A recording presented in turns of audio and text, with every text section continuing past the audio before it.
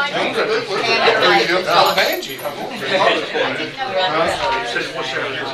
Yeah. Said please over here. How are you? Piece of cake. Thanks, man. Appreciate it. We can do it.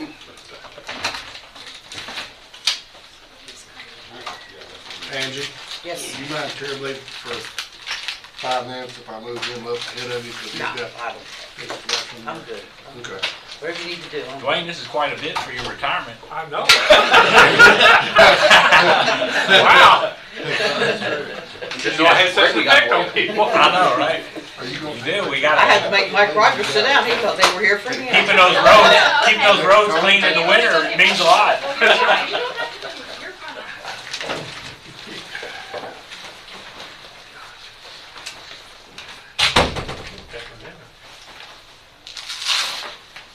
You showing her your photogenic side, Phil?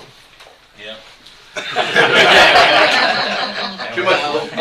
Be good. If Be you get good. some powder or something on that side of the room, Yeah. you know, the glare. She's doing a lighting check over there. Plenty of lighting. Everybody's fine.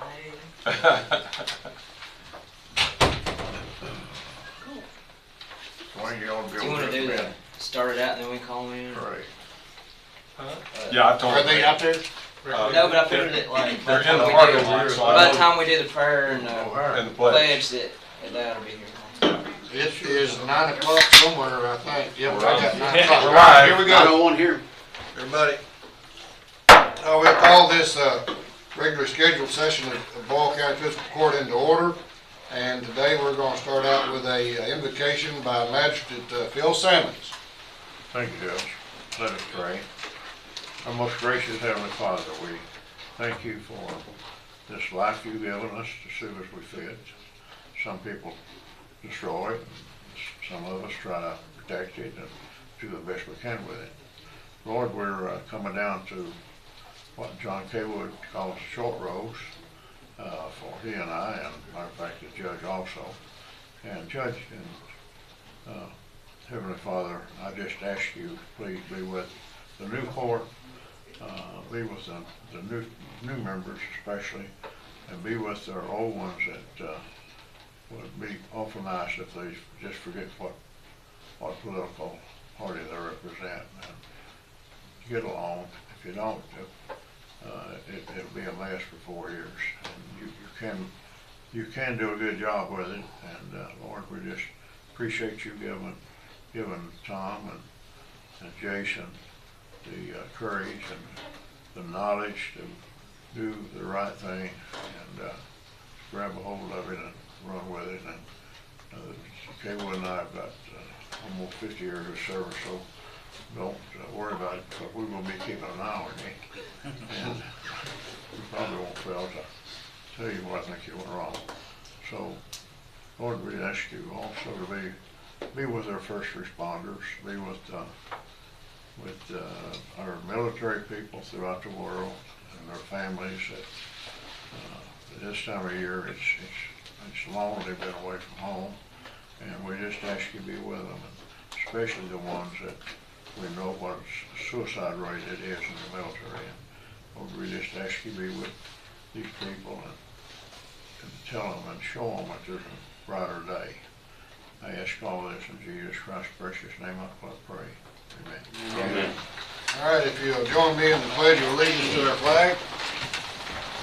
Pledge Allegiance to the flag of the United States of America and to the republic for which it stands, one nation, under God, indivisible, with liberty and justice for all.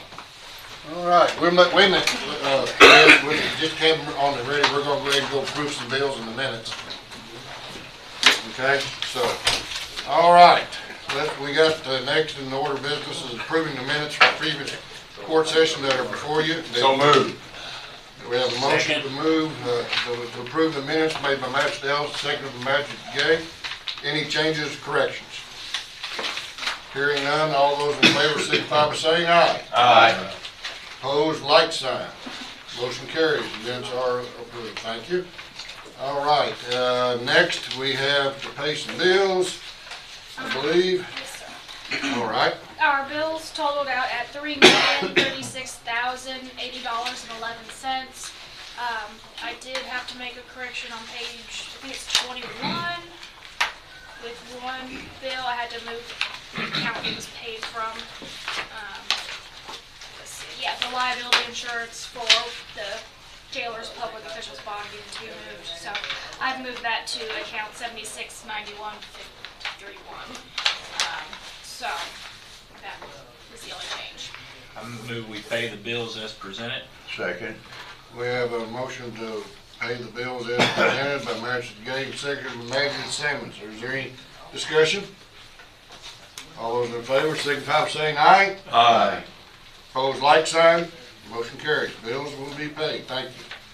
And next, how about some budget transfers? I do have some. Okay? Okay. My budget transfers total $82,934.01. Do you have those before you, Court? I move we approve the budget transfers as presented. Second.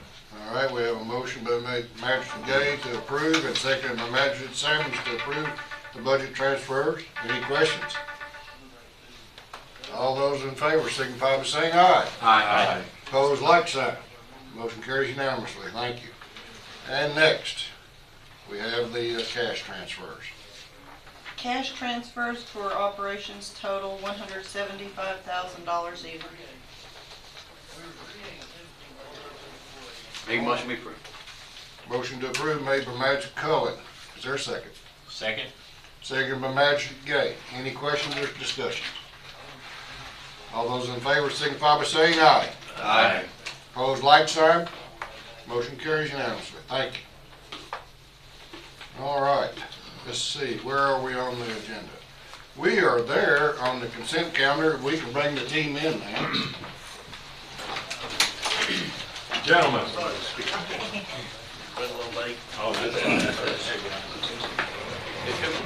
Cooper, I know you're folks extremely well. Good to see you. And this guy, Just get that out of the room. Yeah, he blocked Come on in, me, he John. blocked me, never I'm sorry, you're all good. I think they want us, Judge, come on around. Well, I'm gonna let them, okay. Come on in, Brady. Who's running this court? It's all. Well, first of all, Yeah.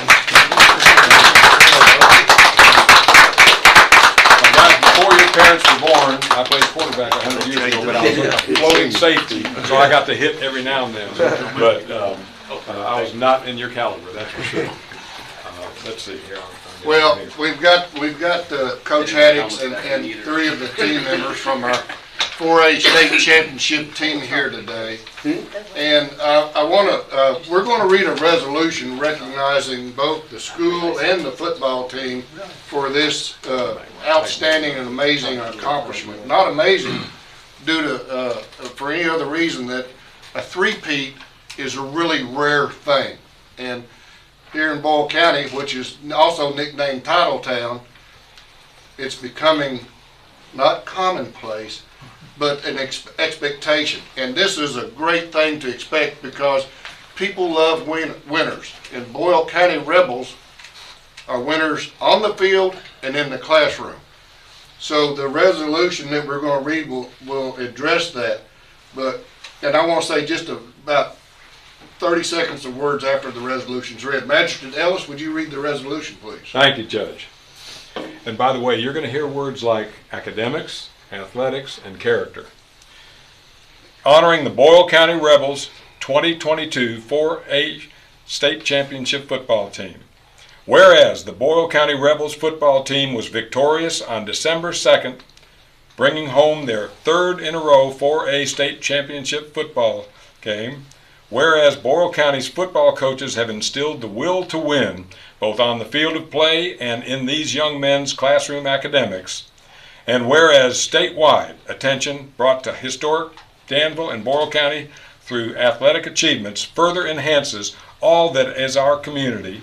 And whereas while young men of today, supported by outstanding cheerleaders and an award-winning marching band, will prepare all these students for life in a manner reflecting well for decades, wherever the future might take them.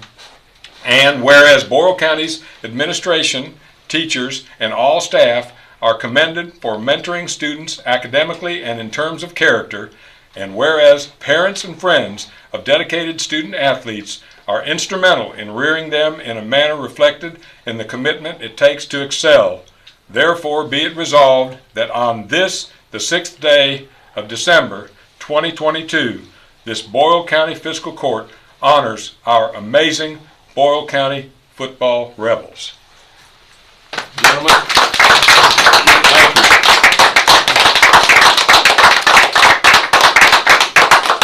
you. Act like you like each other. Not that much. Chris, can you get the sheriff in there? Can you do that one more time, please? Do what? Take another picture.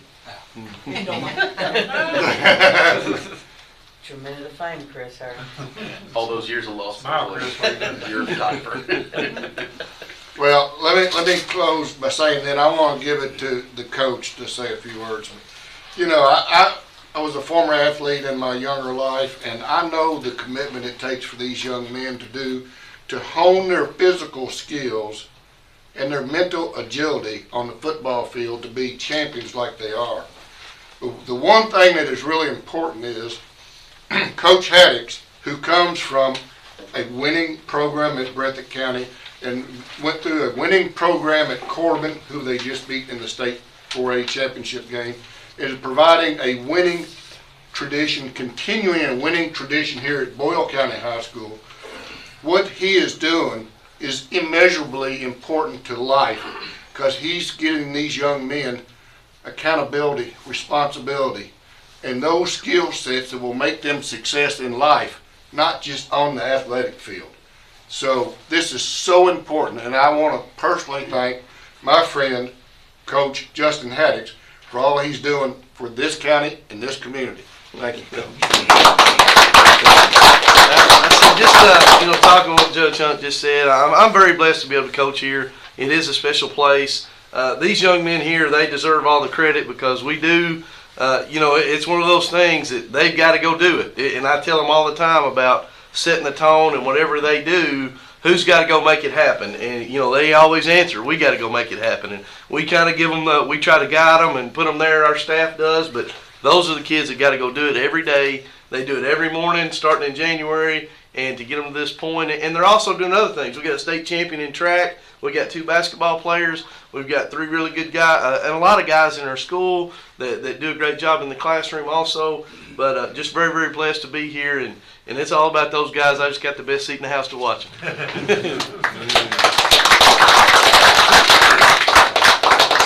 Would you like to say a few words?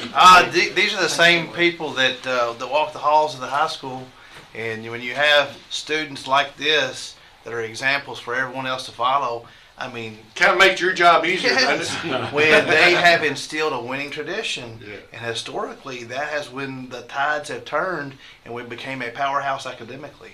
And so let's keep it up on whatever we're doing. Let's win. Keep it going. Thank you, gentlemen. Thank you so much. Thank you. So hopefully keep this going. Good to see you. Good to see you guys. Appreciate it, man. We'll see you next year. Hey, how are you, sir? Yeah, good to see you. First touchdown of the year coming to ball. I told you your school score going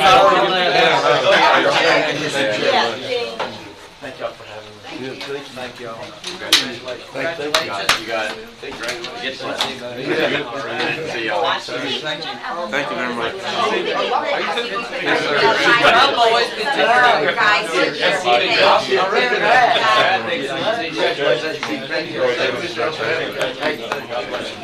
See y'all.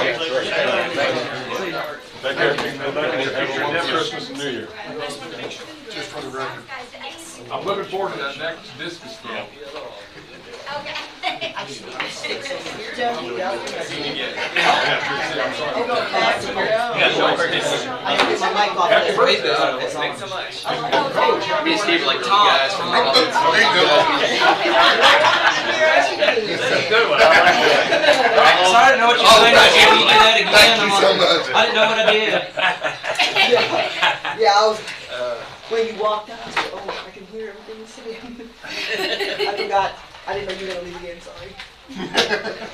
But it ain't like you Cooking said around the anything. TV tape It's not like portion. it, it's not like you said anything incriminating. I just, that's the trouble with wireless stuff, you forget about it. Oh, you didn't get the words? Oh, no, I just said he walked out earlier. and I She was got like, more than you bargained for. Thank you. All right, Tom, I will entertain a motion to approve the resolution as presented. Ladies and gentlemen of the court, I make a motion that we approve the resolution on behalf of the Boyle County Championship Football Team. Second. The motion been made and seconded. All those, any discussion? All those in favor, signify by saying aye. Aye. Opposed, like sign, motion carries unanimously. All right. Let's see, find my agenda. I keep covering it up. There we go. All right, next, real quick, Mike Rogers. Thanks, Judge. Thanks for moving me up on the agenda. We have permission to bid chase vehicle, our command vehicle, and it's in the budget, so I'll make a motion. We bid the chase vehicle. start that process. There's a What question. kind of vehicle, I misunderstood you. What we bid for? A chase vehicle for the, So a little synopsis. We had a EMS committee meeting yesterday. The committee talked about it. Currently, there's 4 chase vehicles technically. One is a Charger, which is not usable really for what the chase vehicle is there for. And then we also have a Ram 1500 with just a cap on the back, which again is problematic trying to put people in there when it's cold or whatever, get them from the house back out to the road. The 2 primary vehicles that we have is a Chevy Tahoe, which has got about 68,000 miles, and then we have a Ford Excursion, which I think has about 43,000 miles. That one's starting to show transmission problems. So ideally, EMS and the committee would like to have at least 3 usable vehicles. When we talked yesterday, the ask was to purchase 2, but we discussed it, and we're looking at 1 now, maybe 1 down in the future in this budget. So so that's where we kind of came. So this is primarily just to go out and get some bids to see who we are vehicle wise. That'll be along the lines of probably a Tahoe or a Expedition. As Angie and Duane know, I'm not sure we're going to be able to get anything, honestly. The way it talks, if you're talking to the local dealers, they're not really able to get anything. We're going to give it a try. so we have a motion made by Magistrate Gay, seconded by Magistrate Kaywood. Is there any further discussion? All those in favor signify by saying aye. Aye. Opposed, like sign. Motion carries unanimously. Thank you. Thank you, Judge. All right, now, it's Miss Angie's turn.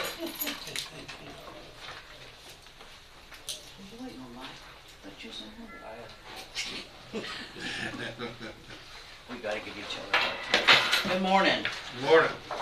All right, first thing, we have a lease that was done in 2018, basically before this fiscal court itself came in office. And it was Alum Springs, Mr. Matt Beecraft was given a lease for his cows, used to pasture out there on the old landfill at Alum Spring. Well, unfortunately, Mr. Beecraft has passed away. And I know he's got a few things out there, and I would like to give, his wife time, to get rid of whatever.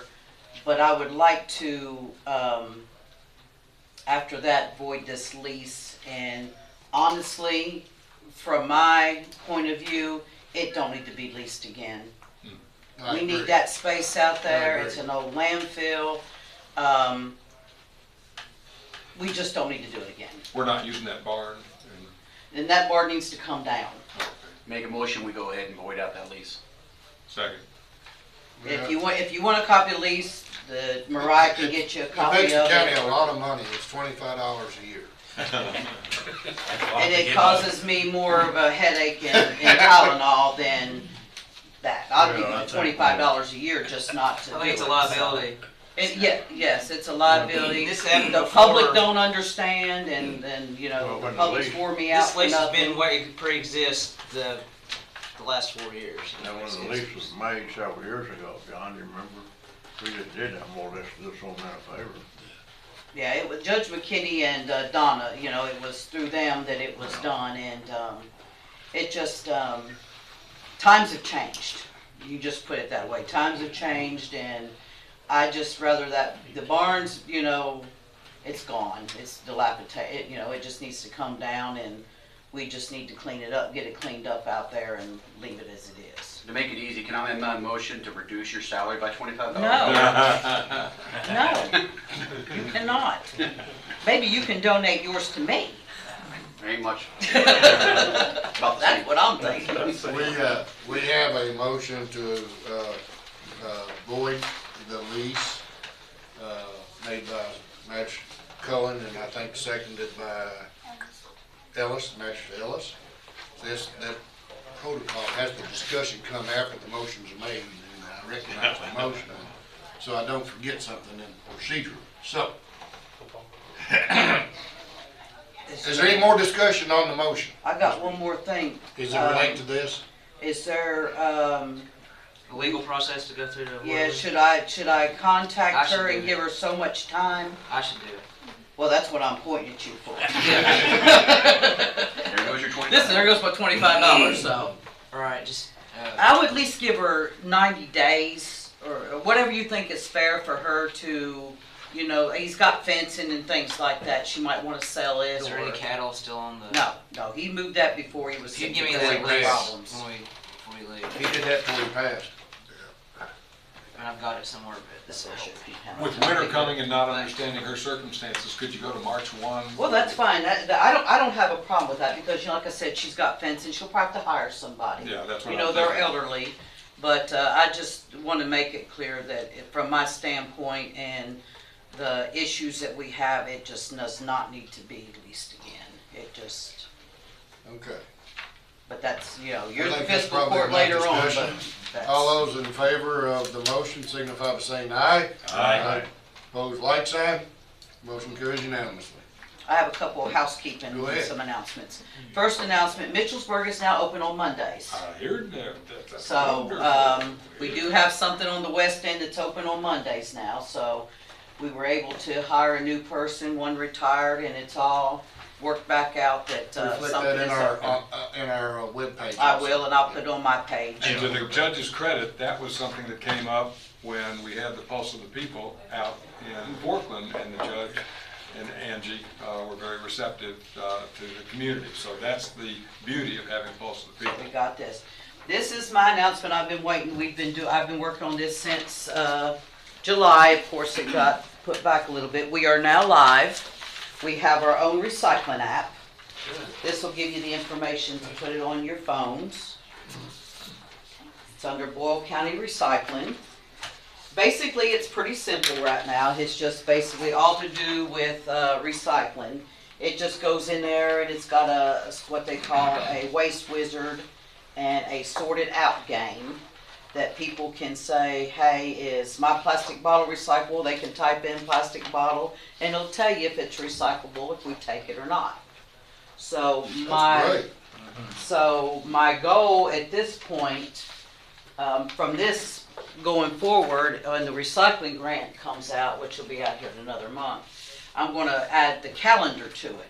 It's pretty costly, so that's the only reason I started with the recycling and the waste wizard, because I get more questions and more trash of what we don't take.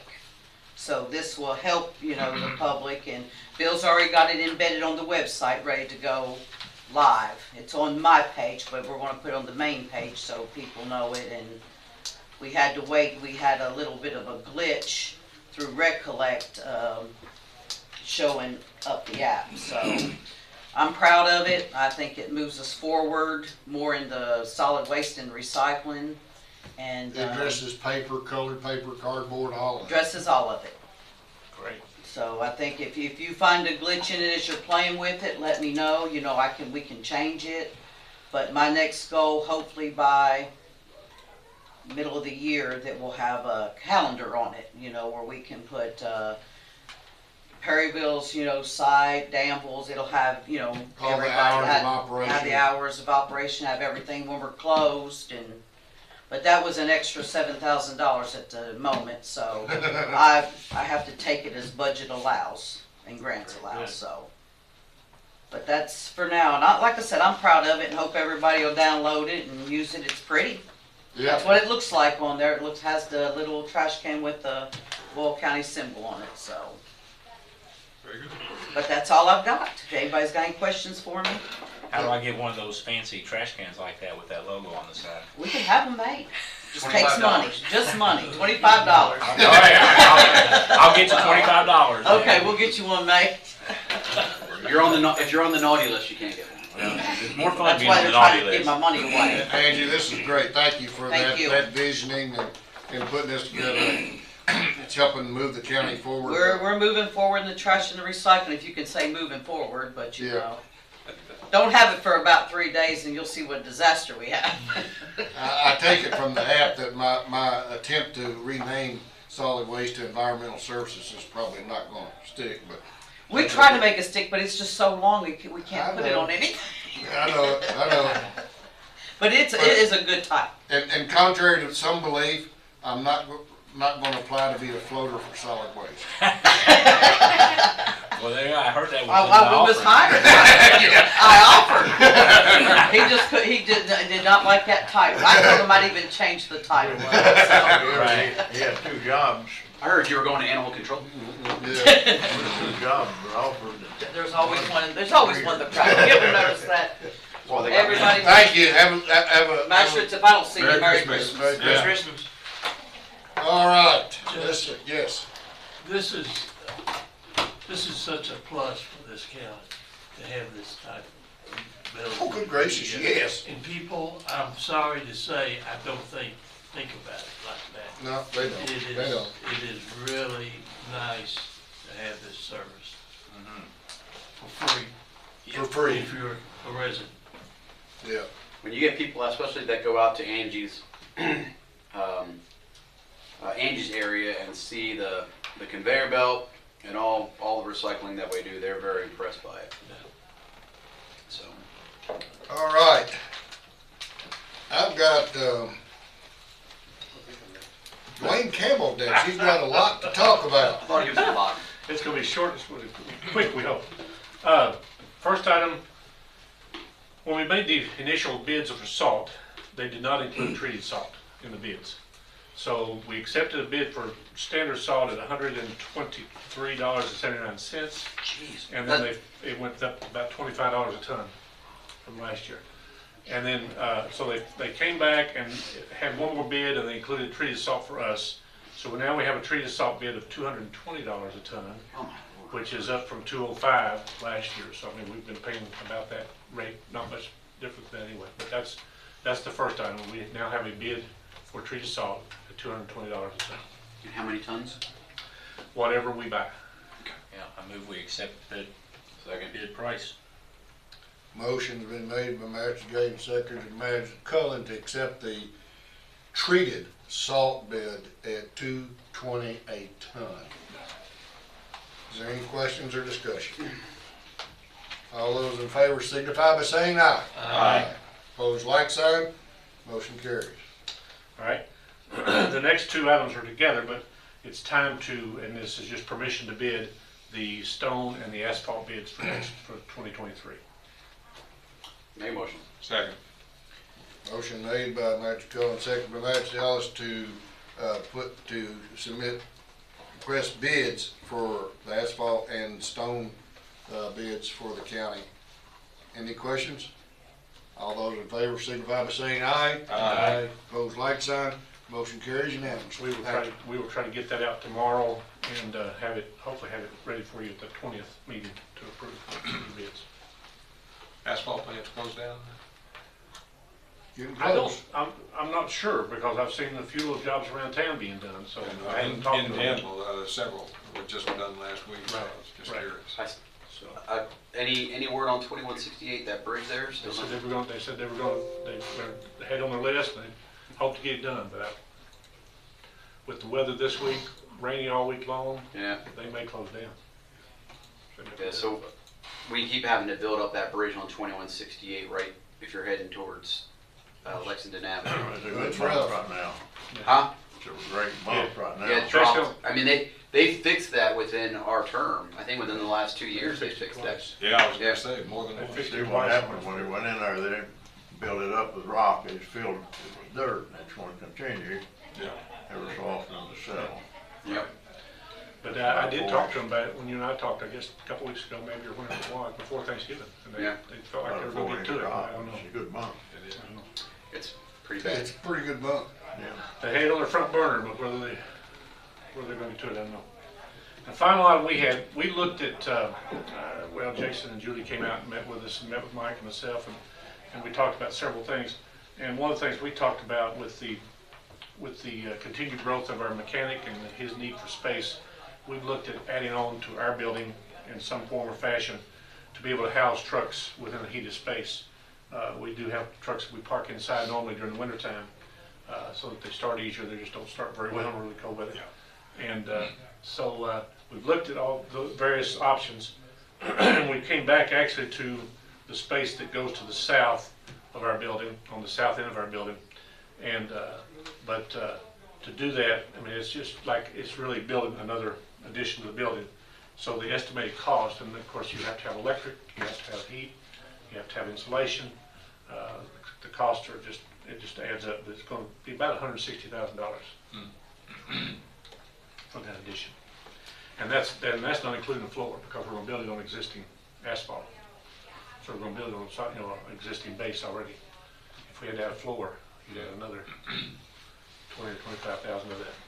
So you couldn't frame it up and put garage doors and spray insulate it and call it good? Probably still have to have some heat. Well, yeah. And then we'd have to have lights. And the I problem mean, is, some mini splits that are 3-ton mini splits you well, can get for and $3,500. we know, we realize our estimates are a little high. We hope to, you know, we hope to be able to, they hope to be able to keep that down, maybe even, you know, keep way below that. What's the dimension of this building? 60 by 30. 1800. It can take a truck with a plow on it. And two trucks. Two end to end. So you get 4 trucks in. Pretty high per square foot, eh? Yeah. And that's just a pole barn.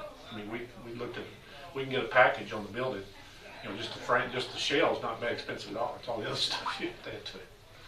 And plus we'll have to bring a new circuit in. We've maxed out our electrical box. And so we'll have to bring a circuit, but there is a line not too far, or just across the parking lot. So you don't have to run it too far to get to it, so. I think that's something we're gonna need to look at in the next cycle and see where we are on that whole, where Public Works is gonna be, if it's even gonna be there, right? That's true. Well, and I think the reason we jumped on it is because at your last meeting, you discussed the fact that you're probably gonna move the jail, so then we move forward and making room for our mechanic. Because right now, he occupies 1 bay all the time, and oftentimes 2 out of our 4-bay garage that we normally have for our own vehicles, so. And he could probably expand to a 3rd bay. Yeah, I just think there's Probably If we didn't keep pushing him back. But could he not, guys, Mike, you're in here, could he not downsize to 1 for a period of a couple of months while we're doing salt and stuff like that? I don't think we're not gonna have a choice. We're gonna have to just work together and figure how to solve this problem, and then Well, through this winter especially. through this winter, yeah, because I mean, even if we was to approve this today, it's still. You're not gonna get it built in time to get it under No. cover, so. Is there any use or utility to the idea that old firehouse is at Parksville? I mean, could somebody be queued out there and set up and warm? I'd have to look at the size of it. I've forgotten how big the building is behind there. It's The old- small, Yeah. but I'd maybe. have to look at the size. The big thing is the size of the roof to lift an ambulance has to be, like, it won't work in any of our bays, because Yeah. you can't lift an Well, ambulance. that may be if the roof issue is there down. too. Yeah, that No, one's no, low. I'm sorry. It's worth taking a look. He's That talking about one's just low. to put us out there or something, possibly, but.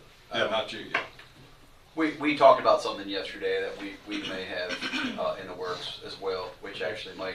Well, and see, we talked to Brian too, over all that space, that's available, and the things we'd have to, even though they may only be there 4 years or 5, is still the issues we'd have to face in trying to do anything beyond our current footprint of our building, as far as, moving over into the space in front of the jail, existing jail. And this, what I think it's okay to discuss, Jason, is that you and I have looked at previously down on Redrive. Yes. And there were some reasons why we didn't go with it back then.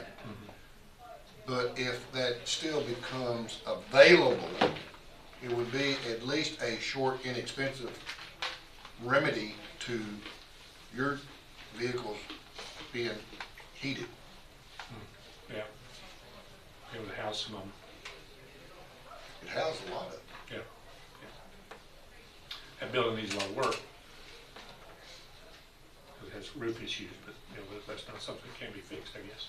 Is it $160,000 roof or thing? Well, probably not, no. Yeah. I mean, I think short term. It's something to consider. Something to consider. Yeah. If we can get some sort of lease on it. And you wouldn't have to touch all that out front between there and the railroad. Wouldn't even prove that. Just a thought. Yeah.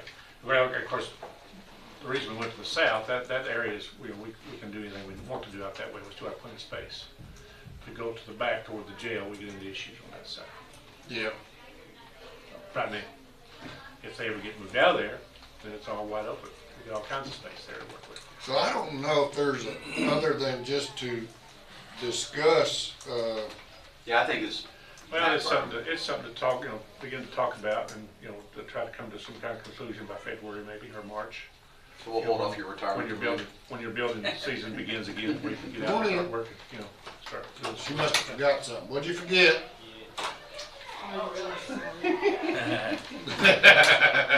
Hope you didn't get almost to Lexington. Oh no, they've been out in the hall. Oh no, we've been out in the hall talking to the players. Okay. They're just lovely, all of them. Thank you very much Merry for coming Christmas. down. Merry Christmas. So anyway, that's just a nutshell, and it would definitely be under that. We did kind of budget figures and we inflate them a little bit. You never know. You get into unknowns, or you get into prices going up before you get it built. I think the next quarter we'll need to look at a lot of options for the jail and other government service center participants. Yes. To move forward. We do. I mean, we've got that brand new mower max that sits outside. Yeah. That's got to get inside. Yeah. We got some other pieces of equipment that are just sitting outside. So. We have for ambulances that are sitting outside. Right. Yeah. It's not ideal. Need a lot of additional cover. Yeah, correct. It'd be nice if we could just canopy that whole area over there. The whole 5 acres. Well, like I said, it sounds like to me this is going to be a next budget cycle discussion. Yep. Well, yes and no. And part of what pushes We don't that, have the money to part do of what this pushes budget. that, is there was a request for a lift, which the lift that they're talking about is a permanent lift. Currently, we have a lift that's portable. It can be moved, the bay can be cleared, you can use the bay for other things. Granted, it has its drawbacks because it goes under the tires and lifts the vehicle from the tires. So if he has to do any work on the tires or brakes or anything like that, you Can't do it. Can't do it. Okay, so that's the issue when he discussed that with you at last meeting. I saw in our packet we had another lift in there that looked very similar to that. Is it? I was gonna say that's the quote on the lift that he brought. Oh, he may have brought you up. It definitely. Yeah, that didn't look like it. It looked like it lifted it from the tires again. Is that? I haven't seen it. I think it's 2 posts and it has the arms. Each post It has needs 2 to arms lift that from goes the under the frame carriage. up. Right. From the frame Right. up. Yeah, I think that's good. Here, Duane, check this out. And but it's only like 9 foot wide, so you can't pull it. You couldn't pull a dump truck with a plow. I don't know if. between it, so. Yeah, that still looks like it's from the tires to me. Yeah, I don't know. It's a 4-post lift. Oh, no, yeah, that's just driving up on it. Yeah. I don't think that's going to help us. That out. wasn't, that that won't wasn't help the one we looked at. Does We this? looked at. Does it? This might come with it though. Optional. But there may be a lift in the center underneath rolling of that. jack. Yeah. That might do it. I don't know, but that's where I was kind of confused. Yeah. Because something where he could Similar to what we have now. do Yeah, tires. you just have to look. But it does look like it has the jack in the middle of it. Yeah, it looks like there might be something that goes here too, but anyway. You just have to look at that more. I mean, you already have 4 jack stands or jacks that go under Right. wheels and lift the vehicle by the wheels. Yeah. And that's what that does. So I don't know what you're gaining by that. There's a significant drop off on weight limit, does it lift at the arms that lift under the frame? That's true. So, The largest one and I haven't looked that hard, but the largest one I looked at was only like 10,000 pounds for the arms that lift, and we need to go to 20 at least. you gotta go to 20, yeah. And, So the problem we're gonna run into this winter is that his trucks need to go in the bays and be heated overnight, or else the salt that's in the back is compromised. And that's why we looked at possibly enclosing that building that's right there off to the left, if you're looking at the bays, where they sit now.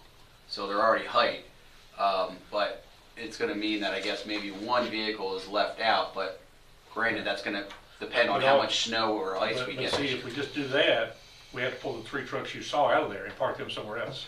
No, I understand that. And so that's why we looked at just adding another building. Well, no, and that's what I was just explaining to some of the court members that weren't out there when we were talking about that. The reason why we're looking at it and said, I understand it might be not the next budget cycle, but you know, it affects this winter is really what it comes down to. Well, I thought I heard him say that it's gonna be tough to get anything done before the winter is Yeah, out. they could squeeze through this winter. They'll just have to, the mechanic will kind of have to stay to one day. Yeah. Because we're in the winter. I understand that. By your beard, I understand that. But what I was hoping is that we would be able to do some in-house stuff, possibly over the winter to kind of get that built if needed. But after yesterday, I think we may have something else in plans too. So. And then that price is us building it. The cost estimate I gave you was us, us doing the construction, or at least building the frame, the building, and the roof, and then we have to add a wall underneath the existing overhang to enclose all. I think this begins the discussion on how to move forward. Right. Yeah. And so if we have to understand this as we get into the winter time, and we might have some issues, especially Duane's leaving us at the end of the month. So there's going to be some issues here and there that we may hear from our constituents. So just from what I know about the redryer, it's land and facility, that sounds like that could be a possible temporary fix. Short term. That would be a wonderful. They can, but they have the D-box salters on them. The issue is when the salt's freezing in the salters. Untreated salt freezing in the box. Yes.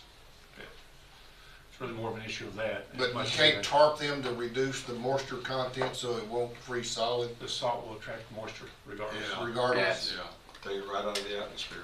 Yeah. Well. And it's no fun when he freezes in truck. Okay, well, I think that this initiates the conversation that needs to be had, moving that forward. Stay there, because I want Steve to come up and talk about a new job description that he has. Is that all you have for? That's it. Right now? Yes. Okay. Yeah, with obviously with Duane leaving, there's some gaps, and one of those things that we wanted to do was to, and you have a copy of the description, was create an interim level job, and it may last, depending on the new engineer who comes in, he or she may want to keep this job, but right now we need somebody I don't imagine we will have a replacement for Duane by the time he leaves.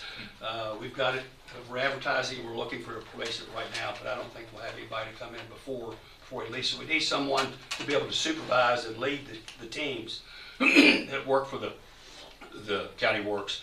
And so we created this job just to, I call it a working supervisor.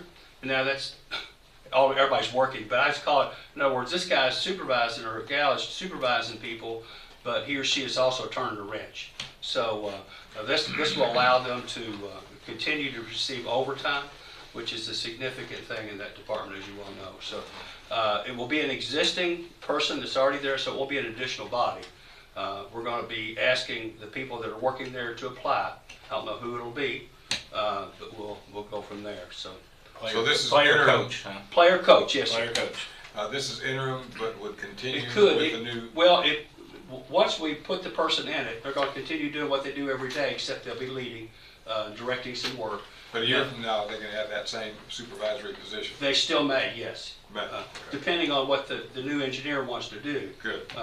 You know, he may say, no, I don't need this, we could just. I could envision it being a future situation, much like Angie and Geneva out at Environmental Services, where you have kind of like an assistant or a deputy to help you in those times. And I want to be clear that my person that follows me has already had some discussions that she has agreed to zero in on an engineer background person, because that has paid huge dividends for this county to have that ability and that experience to look at a lot of things. That's our posting does require an engineering degree.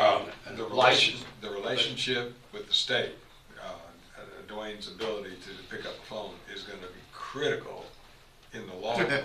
I still have in the Duane's short phone term, number. I will too. In the short term, with this interim person, that's going to be important.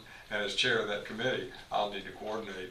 But long term, when we go for that engineer, it's just critical. Hopefully, they'll have a relationship within the state. That's what age with the job book does for you, that Duane. That's right.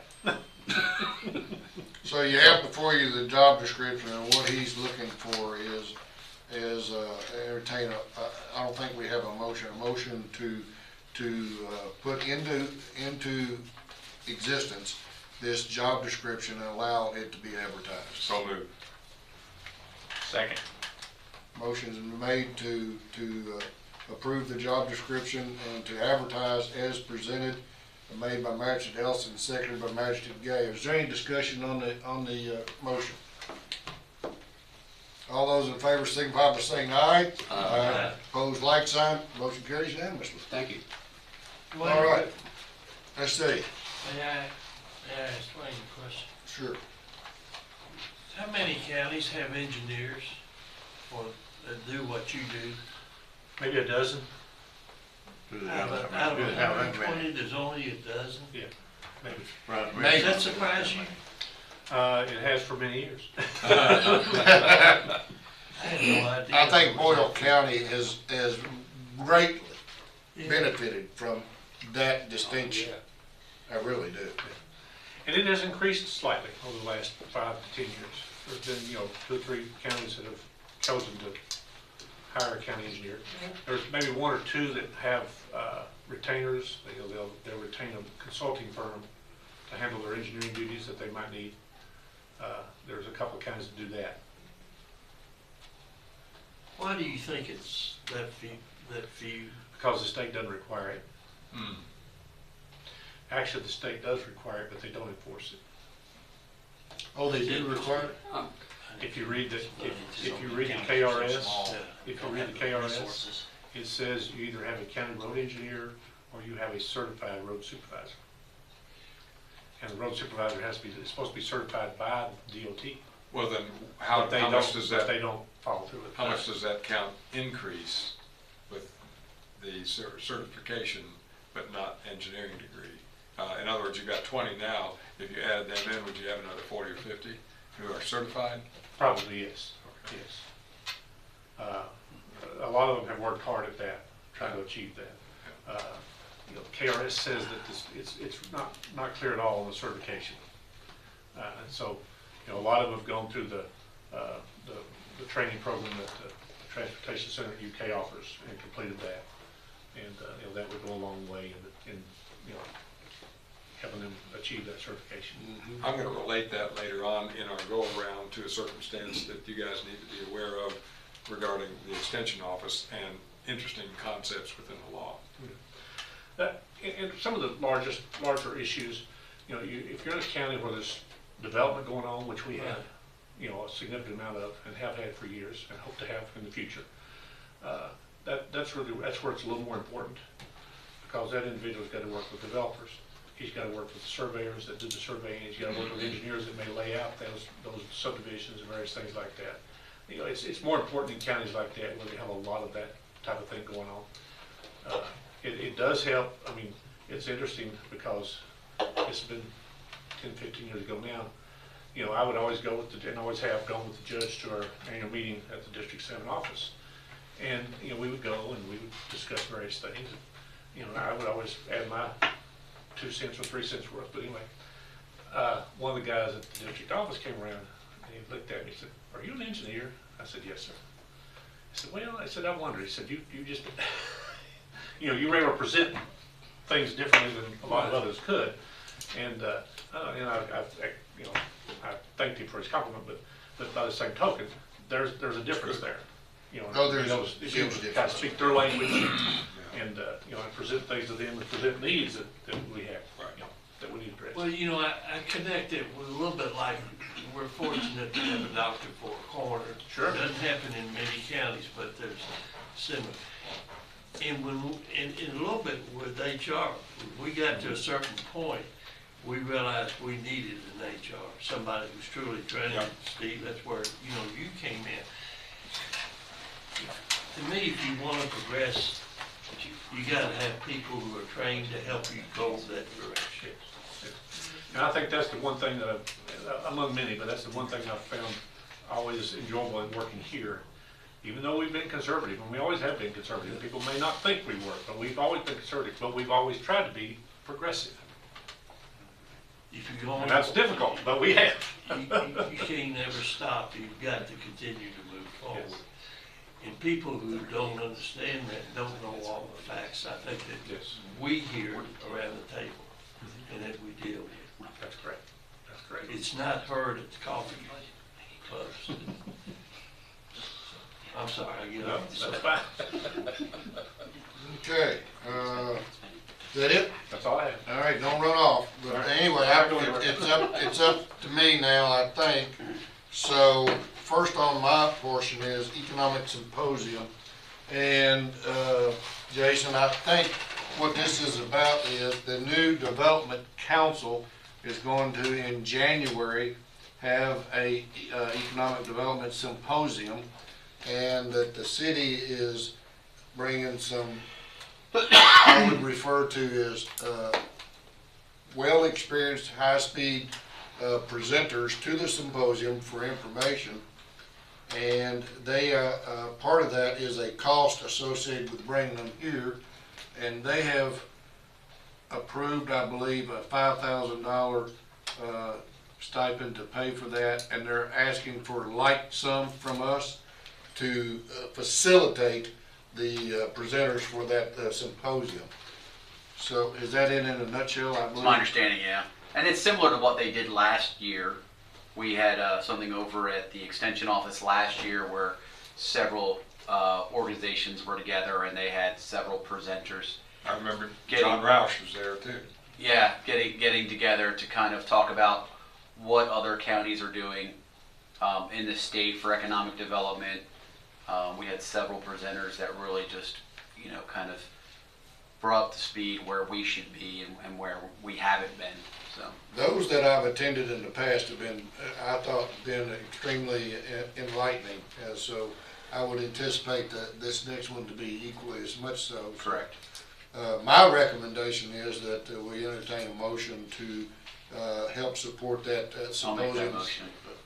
with a $5,000 stipend, or however we want to phrase that term, to support that endeavor. And I think I made the motion. I think we could remove that from the money we have set aside essentially for From the Development Corporation support. Yeah, or the EDA. Or the EDA. EDA. I think we've. Yeah, I think that's a good use of those funds right now. So that money is budgeted in there for those purposes. So we have a motion to support the Economic Development Symposium with a $5,000, let's just call it a grant or whatever, from the court to facilitate. And is there a second? John seconded it. John, okay, Magistrate Kaywood seconded. And is there any more discussion about that motion? All those in favor signify by saying aye. Aye. Opposed, like sign. Motion carries unanimously. Thank you for that. Judge, I'd like to recommend the new court consider watching that video that we saw. Oh, up in Center Works? Center Works. Yeah. I thought it's a lot of basic things in it. It's it's not gonna cost you but a little time, but it takes you back to basics. And I think that's something that is forgotten sometimes. The little things that you can do in economic development that can make a difference. We'll have to see if it's still available. I think the city only rented it for a certain amount of I time. think it's available, I could be wrong. Yeah, no, I think Mike may still have it. I thought he bought it, or I whatever. think I he thought- bought it. Yeah, I did too. I thought there was a could- time frame on it, but I'm not sure. So, Did you, weren't you there? I was there. Yes, sir. What'd you think about it? no, I thought it was good.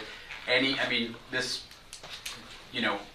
we've learned a lot about economic development, but none of us are experts in it. Right. So any information that we can get from successful communities, and educated economic development people would only benefit us. So, and especially help bring, others up to speed as well.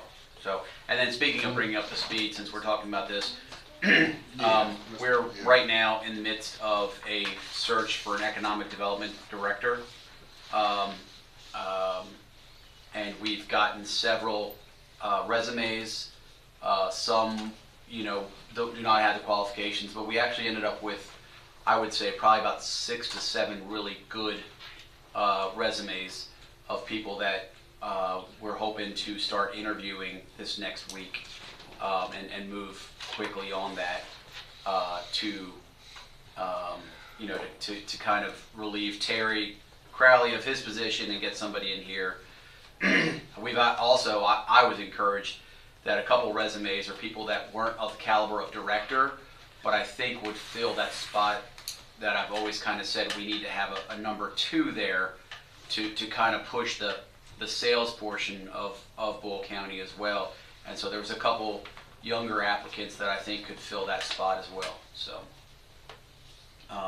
and then we're also meeting again on next Wednesday at Intercounty to have a small meeting with Brad Thomas and his thoughts on where we need to be for economic development going forward. So. Okay, did we voted? I forgot. We have not voted. No, wait, yes, we did. I have unanimous. Never mind. Unanimous. I thought, okay. Sorry. Just wanted to make sure. We need to get her a highlight. Anything else on that? Okay.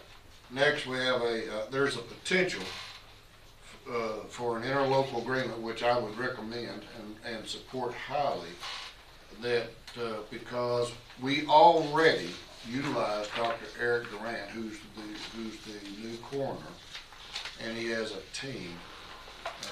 In the future, there will be some things that this court needs to look at to support that functionality as an elected official. But aside from that, currently he is functioning as the medical advisor to the county first responders. And we already have an agreement that this court has approved for that purpose. We're looking to have some discussion with the city to join in with them, which I'd hoped that would have been accomplished by yesterday, but that didn't happen. To have a joint interlocal agreement between us and the city to recognize Dr. Eric Durant as the medical advisor to both the city and county governments. We don't need to do anything else other than what we've already done. I'm hopeful that the city can see their way to hopefully this month coming to terms with that potentiality. I believe that in discussions that we have had through Brian Caldwell's office and Mike Rogers, is they want to do that, just haven't done that. And so I'm hopeful that by the 20th that they will have come to grips with that in some way, shape, or form. If not, that'd be for the next court to decide. But I know for a fact that he is not only ready and willing, he is extremely capable of being very active in providing tremendous services to our first responders and I would recommend that transpire at the appropriate time in the future. Would there be a stipend included beyond his salary on that? No, there really wouldn't be. He is comfortable with what we are currently paying, and in fact, if the city did the same, he would consider taking a dedicated vehicle in lieu of salary to make his services available, which is something I would suggest the court at least consider. Good idea. Brian Caldwell came to speak with me about this Okay. last week, and I put a message into council for the city, and so I'm waiting to hear back from him. I saw Earl in passing at the state championship when they came back to the field the other night at 1 o'clock in the morning, and like I mentioned to him, hey, what about this? Because really I didn't know anything other than what Brian had told me about it, and Earl kind of, it was late. He was trying to tell me some things, and he thought that we wouldn't even have to do an interlocal agreement to accomplish this. But I'm gonna try to get back. What do you think? I mean, I think it's great. Do we need one or not need one? Why not? I mean, a one pager, 2 paragraphs, 1 sentence, 2 sentences, that we agreed to support the joint functionality of that, and where would it reside under an EMA director, which serves both city and county. Right. Yeah. I mean, I think it can be done. I'll try to get back with Earl, but I've reached out, so I wanted to let everybody know that. Okay. County attorney's on the case. County attorney is on the case. So that was all that I wanted to throw out there, and my understanding and reasoning for that. Next, discuss birthplace of Kentucky. I just got a letter this late last week, I guess, from Miss Carolyn Crabtree. She wants to come off of the birthplace of Kentucky committee. I believe, if I'm not mistaken, we have another person that is asked to be off of the committee for different reasons. So I would recommend that this court consider some names to submit for replacement to the Birthplace of Kentucky Committee, which oversees and advises on Constitution Square things, issues going forward. I think they've done a yeoman's job of significantly helping. We do have some cameras down there now for security purposes. We've taken down some plastic in the courtroom to enhance the viewability of that facility. And did we get it all down, or was there still a panel? We got it all down? Okay, good, cool. And so they have provided us with some good advice on leasing and some other options, and I'd like to keep, the future court's consideration to keep that as a viable recommendation to the county for operations. It's an important asset. Yeah.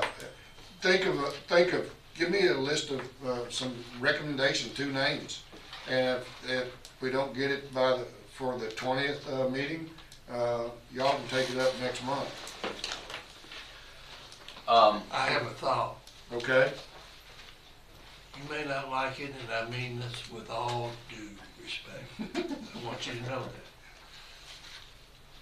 I have a little bit of an issue with us in the election cycle, making appointments that will go into the future. And I'm fine with that. I just have a little problem. And I'll say that respectfully, and it's kind of hard for me to vocalize it, but I think we can talk about that. Or we can come up with recommendations for the 20th and carry them over to January. I don't have to make the appointment. I'm not saying I've got to make the appointment. No, okay, I just want to clarify that. Start thinking about it. We don't have by the 20th, I'm good with that. But if we have people asking to come off the committee, we have a responsibility to possibly start putting others on there. But they don't meet again until January, so they're We not. actually meet the 9th of this month. But still, clarify we do have a meeting on the 9th this month, but still, My January. email said the 9th of January. Maybe perhaps I Better misread. go back and look at that. Okay, thank you. Yeah. If y'all don't agree with me, that's. No, fine. I think it's a great idea. I think it's a great idea. I just want, I don't want anybody to be able to take shots at us. No, I don't wanna appoint, his replacement. I don't want to be involved in it. I think of all the committees we could possibly have a replacement, this is probably one of the important but low-level ones where I don't think we're gonna have It is a somebody low level, that's but gonna it's be an upset. important, it's an important. They do a great job at And I think advising us. we need to be careful how we handle it. Yeah. We need to handle it the right way. I just draw your attention to it. We have a Yeah. couple people that wanna come off and y'all start thinking about replacements for it. As some, being on the court next year, and this being downtown, I would appreciate input from you all that we can carry into the next court session. So, we don't have to make the appointment, but I would appreciate any input you guys have on somebody, especially with a park that's been near and dear to you and your wife's heart, you know, to make sure that we continue to facilitate that in the best way possible. I think, you know, it's technically in Jamie's district, but it's your district as well, the way I look at it, so. It's our community. Yeah, Of course. all of us. Of course. Okay, moving right along, I'm gonna hold, some of my last, discussion topic until after Darlene presents her, treasury report and information to us. Can we hold off on that quote list? I don't think we have enough information to really talk I about. think it would be prudent. Yeah. I think that'd be prudent.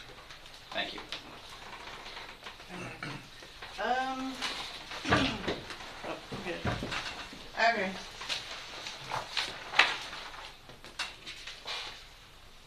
Okay, I received back the budget amendments for the second reading. I think I received them the day of the last fiscal court meeting. So, it was a little bit too late then, but they have been advertised for the second time, so we have that, and they just need your final approval. The totals on those, one of them was $10,186,885.86. The second was $336,926.59. I make a motion, we approve those. Second. Reading. All right, motion was made by Magistrate Gay and seconded by Magistrate Cullen to approve these amendments as presented. Any questions or discussion? All those in favor signify by saying aye. Aye. Opposed, like sign. Motion carries unanimously. And if I may, I was able to get together the calculation worksheet last night for the 65-35 split, so that everybody would see where it is to date. So this is all up until today. And actually, we're okay. EMS is leading the pack at 47%. LGEA is at 40%, but I'm not sure that some of those might have already been paid out. There's something I wasn't able to double check on because it was late last night. So we're in good shape. But we're in pretty good shape. Yeah, right now. looks Everything good. looks pretty decent. So I'm proud of everybody and glad they kept me out of jail. Thank you for sharing that with us, and that is good news. Yes. Yeah, that is. So we look good. One other thing I wanted to mention and wanted to kind of get your thoughts on is the Chris was kind enough yesterday to get the opioid portal set up for me to kind of finish off. Yeah. What I've heard from other treasurers is that they are setting up separate bank accounts and separate funds to keep everything completely separate from general fund or anything else. Yeah. They're trying to keep those all separate. Makes sense. So I did not know because they want that's part of the information that I would need to enter into the system. So this late in the game, do I need to go ahead and set that up for you to sign off on, or how do I do this? This gets close to what you just said, John. He gets close.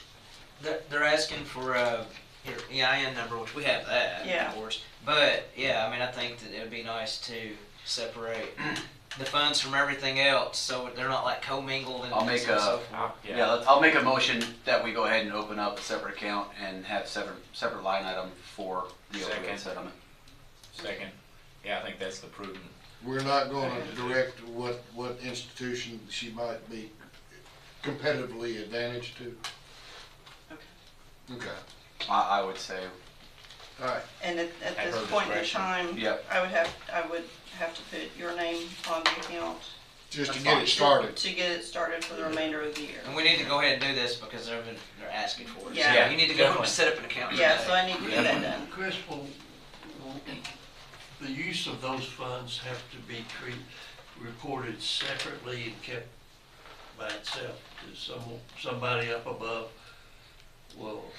I'm not sure exactly how it's what the regulations are on that. I know that there's also the Attorney General's office. They've received money too already, and I think there's like you can apply for a grant, which is totally separate from what the county's going to get, and where you have to say exactly what you're going to do with these funds. So I would think that any use of funds, I mean, the fiscal court would have to definitely approve. So. Okay, very good. Okay, so we have a motion made by Magistrate Cole and second by Magistrate Gay to initiate a process of getting this account set up for the opioid payments settlement. Is there any other discussion? Do we have what's our amount that's been awarded? Is that still, that's still unknown? They fill our heads with dollar signs, but as far as Like, show us the money. yeah, exactly. Exactly. So Show me the money. I still don't believe it until we actually have that money sitting in our account. Amen. All right. They actually said this could go over several years, so that's why they suggested the separate account and everything, so. Right. Well, the tobacco settlement happened for a lot of years. Yeah. Okay, being no other further discussion, all those in favor signify by saying aye. Aye. Opposed, like sign. Motion carries unanimously. What else you got? Anything? That is it. All right. Now, I'll go back up to my last bullet, if that's okay with everybody. And everybody knows from the emails that Duane is retiring at the end of this month. And he has been a tremendous, asset's the wrong word, but he's been a tremendous Team player. in this county for a good number of years, over 20, and I'm not exactly sure how much over 20, because he had a break. Over 30. Over 30? Okay, over 30 years. And that is significant. And as you heard me say earlier, his presence as an engineer has provided this county with a distinct advantage in all discussions in which our road department has been involved, both on highways and buildings and keeping this place up and doing the public works kinds of things that the county does for its constituents and residents. From a personal point of view, I didn't really know what to expect, nor I am sure he didn't know what to expect when I came into office. But I personally feel that we have had a tremendously positive relationship that has been built on trust with each other and recognition on my part of his expertise and contributions to the county. I have greatly enjoyed working with Duane, and I have zero negative remembrances of any time that I have encountered something that I not think that he was totally 100% supportive of county government and the service to the county. when we've gone to District 7 to have our discussions about road funding, when we Bridges. would ride out and look at roads and see what needed to be considered for resurfacing or whatever, or putting a light up in this building, or doing whatever, working on the Buster Pike Bridge, Rebel Bridge replacement. His expertise in the Parksville Water did everything, just everything he's touched. He's been a tremendous resource and asset to this county. This county's gonna miss him greatly, okay? And I can say that with all due first-hand knowledge. He will be missed greatly. And I will miss him and the opportunity to go out and work with and have our discussions. I think for the most part, we have been virtually 100% in agreement on most everything. Duane, I don't recall any disagreement whatsoever. And so with that being said, I'm gonna let y'all have some opportunity to say something. But although we have something to present to Duane, and I believe that later on this morning we will have a lunch brought in, catered to celebrate and discuss some of your historic accolades that you have contributed to this county. I'll miss working with you, and it's been good. Same here. Thank you. Somebody take a picture, but what I have is a nice certificate. I don't know if you have one of these or not, but this is a nice certificate. Get the map and the flag. From the Boyle County Fiscal Court, the Distinguished Service Award that says, "Know ye that Duane Campbell has performed diligent, loyal, outstanding service to the citizens of Boyle County. Therefore, it is recommendation of the Boyle Fiscal Court that he be granted the Distinguished Service Award this 6th day of December 2022, signed by myself, the county attorney, and the Boyle County Fiscal Court, Mariah King." Congratulations, and thank you for all you do. Thank you. Thank you. Did you get a picture? Tom. Yeah, I got several. Okay. Anyone else get a picture? All right. Do what? I'll just make sure pictures were had. Okay. You want to say anything? Please take the time. Well, he asked the question, it has been over 30 years.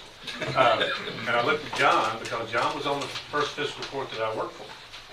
John was one of the fiscal court members that hired me. Good hires. I came in one evening for an interview before the full court, so I didn't know what to expect. So it was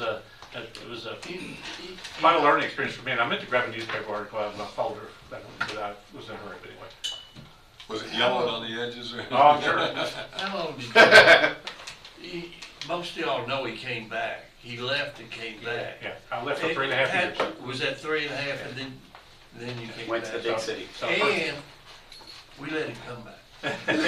What year did he come back? Because we were glad he was coming back. I first came in '86. I was hired in '86. And then I left between '92 and '96. Where'd you go? I went back to Lexington. I worked in Lexington for a while. When I came on the court, you haven't been back very long. Yeah. So, We made a good decision, brought him back when the door opened. I appreciate that. I worked for 4 county judges. Mary Pendergraft, Tony Wilder, Harold McKinney, and Howard. And then I've worked for almost 20 different magistrates. Wow. But we're his favorites. Put up with us, huh? Just intervention. I hope you've enjoyed your time working for the county. I have. And I think what you said, the one thing I think I've probably enjoyed most is, you're a public servant. And that's what I've enjoyed doing, is serving the people. And, you want to try to do everything you can for the people. And the tough part about it is sometimes you can't. Amen. We And know that. And sometimes you have to find a way to tell them no in a kind way. When I looking back, I recall 2 magistrates on the court that you really had trouble getting anything done with. And you know who they were. two no boys. Oh, they were fine. They They were had fine. a judge had a S10, old S10 pickup that, what was his name, Stewart drove, remember? Yeah. And you could see through the floor, I mean, it's rusty. Bad.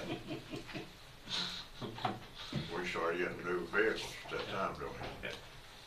Well, just in addition to everything that the judge said, I just want to say thank you again. And, I mean, to me, Duane is just, again, the epitome of a public servant.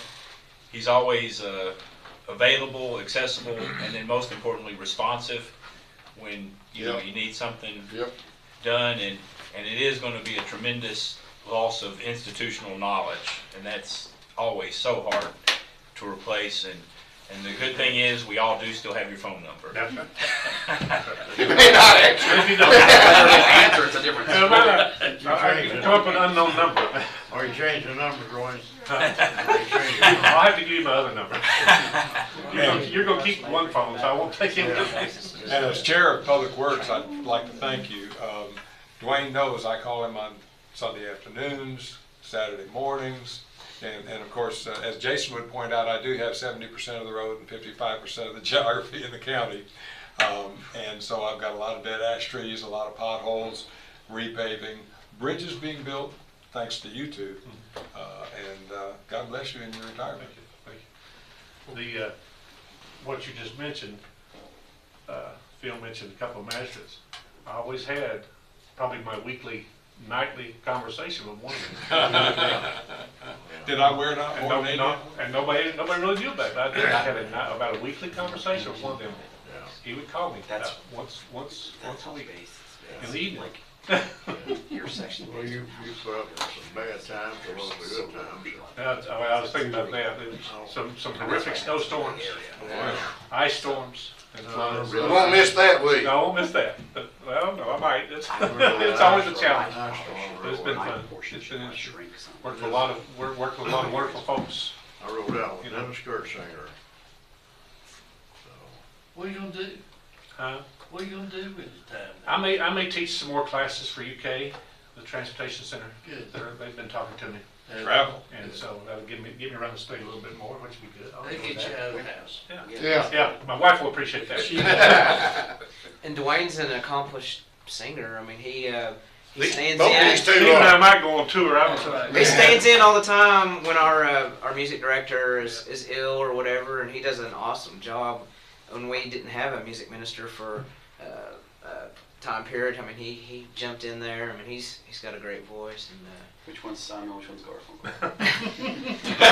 so we've definitely been lucky to have Duane at our church because he's awesome with the music. And so I know he'll have plenty of other things to do. I'll be picking lunch up at about 11:30. At 11:30 for here. Keep talking. So I'm just letting you know. Oh, yeah. So- We have a 10:30 though. It was Yes, 10:30. there's a 10:30. Yeah, Okay. I think we do. I think We do. We Yes. we do. All right, let me move on then. Yes. Well, thank you all. Thank And you. I know, See you back. you're probably going, you'll address it. I'll sit down there. I'll say something about that. You go ahead. We got about 7 or 8 minutes, and if it runs over a little bit, that's fine. But bearing down, some of us are bearing down on the end of our public service to Boyle County, and I couldn't let this opportunity with Duane getting the recognition he got today. I felt compelled to recognize a couple of people that have dedicated much of their life to this court, and I'm not going to single them both out individually, but I'll single them out together, group them together, and that is Magistrate John Kaywood and Phil Sammons. What they have done with the meant to this court has been a tremendous uplifting and empowering advancement of intellect and connectivity with the public, and putting forth a lot of time and dedication to serving their constituents. And I look at John as a little bit as a voice of reason, and Phil as a voice of experience, and his commitment shown through as being elected president of CACO, Kentucky Associations of County and completed that term successfully and did a lot of great things there, including awarding the scholarships to some people here in Boyle County. And they're wrestling through the tornado and the floods. Absolutely. But I don't think either one of them are expecting this, but I've got a Boyle County Fiscal Court Distinguished Service Award for Magistrate Phil Sammons and Magistrate John K. Wood. On the back is a something that I created that will allow you to know what your contributions to this court has meant. And I'm going to read it real quick for both of you guys. These are the 2019-2022 accomplishments by Judge Howard Hunt, Magistrate Tom Ellis, Ronnie Short, Phil Sammons, Jason Cullen, Jamie Gay, and John K. Wood. And here they are. Obtained federal and state funding to facilitate 1 gigabit broadband internet countywide.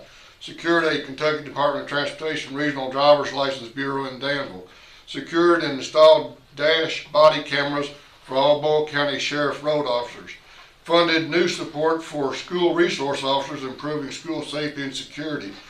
Collected 20 plus years of previously uncollected revenue, resulting in over $600,000 in new monies. Secured funding and completion of a long overdue Perryville Bridge upgrade. Secured $1.1 million that will establish the first ever sewer system for Glen Island Road. Funded a new Boyle County Fire and Rescue Station on North Point Training Center property. Secured $1 million in state funds to improve Boyle County roads. Updated a state-of-the-art financial software from 20 plus years old DOS-based financial system. Created Birthplace of Kentucky Committee to promote the historic preservation of Constitution Square Park.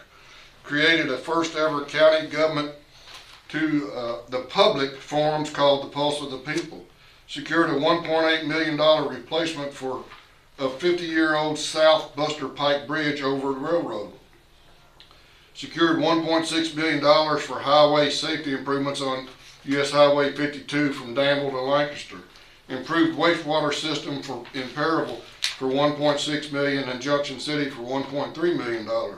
Provided $1.245 million to the Parks Water District to harden and rehabilitate their systems. Facilitated the county YouTube channel that broadcast fiscal court proceedings and COVID-19 info. Initiated a new telephone system, saving the county $100,000. Thanks, Bill. Facilitated a new and much improved Boyle County webpage with increased capabilities. Created a positive second chance detention center programs for inmates to change their lives.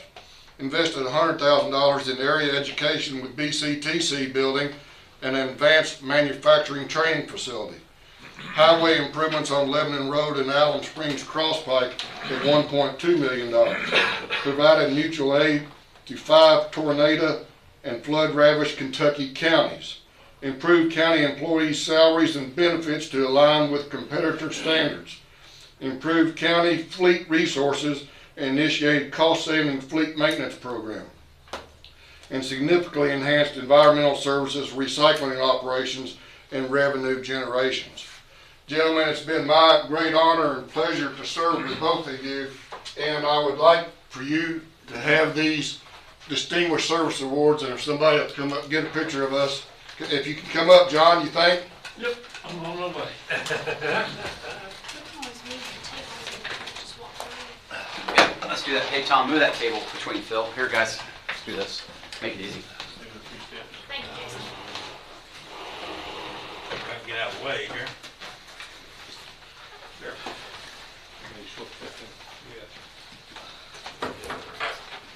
Come on, Chris.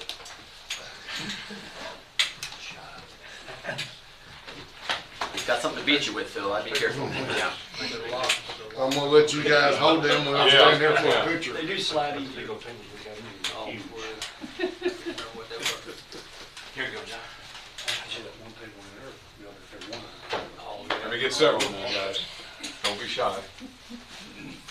Are you ready?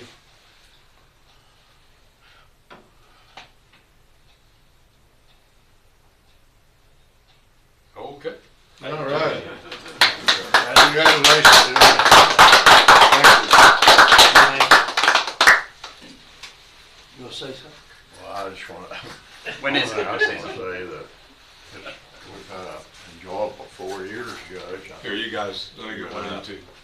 Yes. Get to your left a little, Phil. Okay. You and I have been friends for a long time, and we continue to be friends, so it's just kind of bad that the way the ball bounced. Yeah. Go ahead, sir. Well, when you think back through, and y'all have heard me say, never miss an opportunity. It's been an opportunity to be with y'all. Phil and I didn't do this by ourselves. That's exactly We did right. this with all of you in this room and others. You achieve success by working together. And I think that's what we did. Did we agree most of the time? Yeah, we did. But we had enough in us that if we didn't, we felt comfortable in saying what we felt. And I think in life, that's what you always do. You do what you think is right, and you do it together, and you do it for others. And that's what I know Phil has done, and it's been on my mind and tried to do. I thank all of you all for working with us. It's a good And taking advantage of the opportunities that came down the road. Right. It's been a pleasure being associated with you, old man, all these years.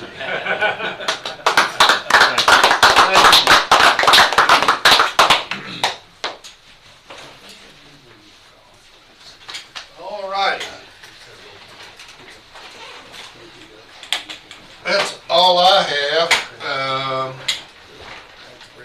Tom, you're on there. Do you Yes, want to sir. go, or do you want to? Are we gonna have a round robin since you've got a 10:30? Well, no, we've got a 10:30. Everybody has. We have a 10:30. We're gonna have to go into executive session. Okay, all Is right. that what it wants? It's I don't up to know. him. It's up to him. It's up to him. So Yeah. you- Just back there, you get Yeah. Because I definitely have some issues. I mentioned this, there's a statutory situation that we're looking at with UK and the Extension Office. So if we're gonna come back from executive session, Well, I don't know what you want to do. Does it need to be in court or out of court? what I'll have is the usual round robin, unless you think the sensitivity is such that we ought to have that in executive session. I don't think we can discuss that in executive session. That's not one of the reasons you can And discuss it. I didn't think so either. Okay. Gentlemen, thank you, looking around the room for your input on this. Nothing seems to be a secret in life, but Judge, I hope that this comes to you as somewhat of a surprise. Resolution honoring Judge Executive Howard P. Hunt III. Whereas Boyle County Judge Executive Howard P. Hunt III has served our county with the highest level of dedication for the past 4 years, and whereas Judge Hunt has always conducted our Boyle County Fiscal Court with a philosophy of cooperation and collaboration among all elected magistrates, and whereas public input has been a key word of Judge Hunt throughout countless countywide Pulse of the People community forums, and whereas Judge Hunt has administered American Recovery Program Act, ARPA federal funds in an exceptional and balanced manner across Boyle County, and whereas in his role as Boyle County Judge Executive, Howard Hunt has moved forward with great urgency countywide broadband communications, and whereas the good faith efforts of Judge Howard Hunt have accrued to the good of all Boyle County citizens, his actions brought great credit upon himself, the fiscal court, and Boyle County. Therefore be it resolved that we, the collective fiscal court magistrates, pay tribute to our Boyle County Judge Executive, Howard P. Hunt III, our colleague and friend, for his leadership, vision, support, and professionalism consistent throughout his term of office. Let it be known that this resolution has been formally adopted and by voice vote acted upon and signed into the annals of the Boyle County Fiscal Court on this, the 6th day of December, 2022. Judge, God bless you. Thank you. I'll make that motion. I'll second it. Motion made by Magistrate Gay and seconded by Magistrate Sammons for the resolution. Any Please discussion? sign both copies. All those in favor signify by saying aye. Aye. Opposed, like sign. Thank you. That's touching. Appreciate that very much. Now, will we do a round robin or go into exec first? Actually, we don't need to go. We don't have to go in executive. He's elected to have it open. So. Okay, so, the only thing that we have not done is have magistrate reports. Do we wanna table that? Does anybody have a burning? Let's table it, cause mine are all in the other office, so. And I don't have a report. Tom, just real quick. Yeah, very briefly. 30 seconds or whatever. Okay, the primary one to cover is that we're working with the University of Kentucky's Dean, Nancy Cox, in agriculture, along with her staff members. There's some awkward circumstances in the statutes, more than one statute. The judge and I have been working together for the past week or 10 days on this. And there's some issues that need to be resolved in terms of the use and control and the breadth of community involvement with the Extension Office and all the programming and things that are done on campus. Ideally, and the judge is empowering me to speak tonight at an Extension Service meeting at 5:30. And ideally, the first of those issues will be resolved by a date certain, being December 15th, with, I believe, Judge, probably formal action by our court on the 20th to ratify what happens this evening. And then there are a number of other issues that will carry over into the new year and can be easily addressed at that time. So that's the primary one. I would like to say, and I think everybody else will say this as well, Merry Christmas to everybody, and drive safely. The roads are always a problem during holiday travel, and we need to be cognizant of that. And then Jason, with your new role, you need to know that Terry Crawley and I are communicating. I'm thrilled with this. The mayor of Perryville, Mayor Miller, wants to be on an agenda sometime as soon as we can possibly get him on there in terms of economic development, all the things that we can add from Perryville and Western Boyle County. I think that's all I need Hey to Tom, cover today. the extension, you're going to a meeting tonight, or is that? Yes, I am.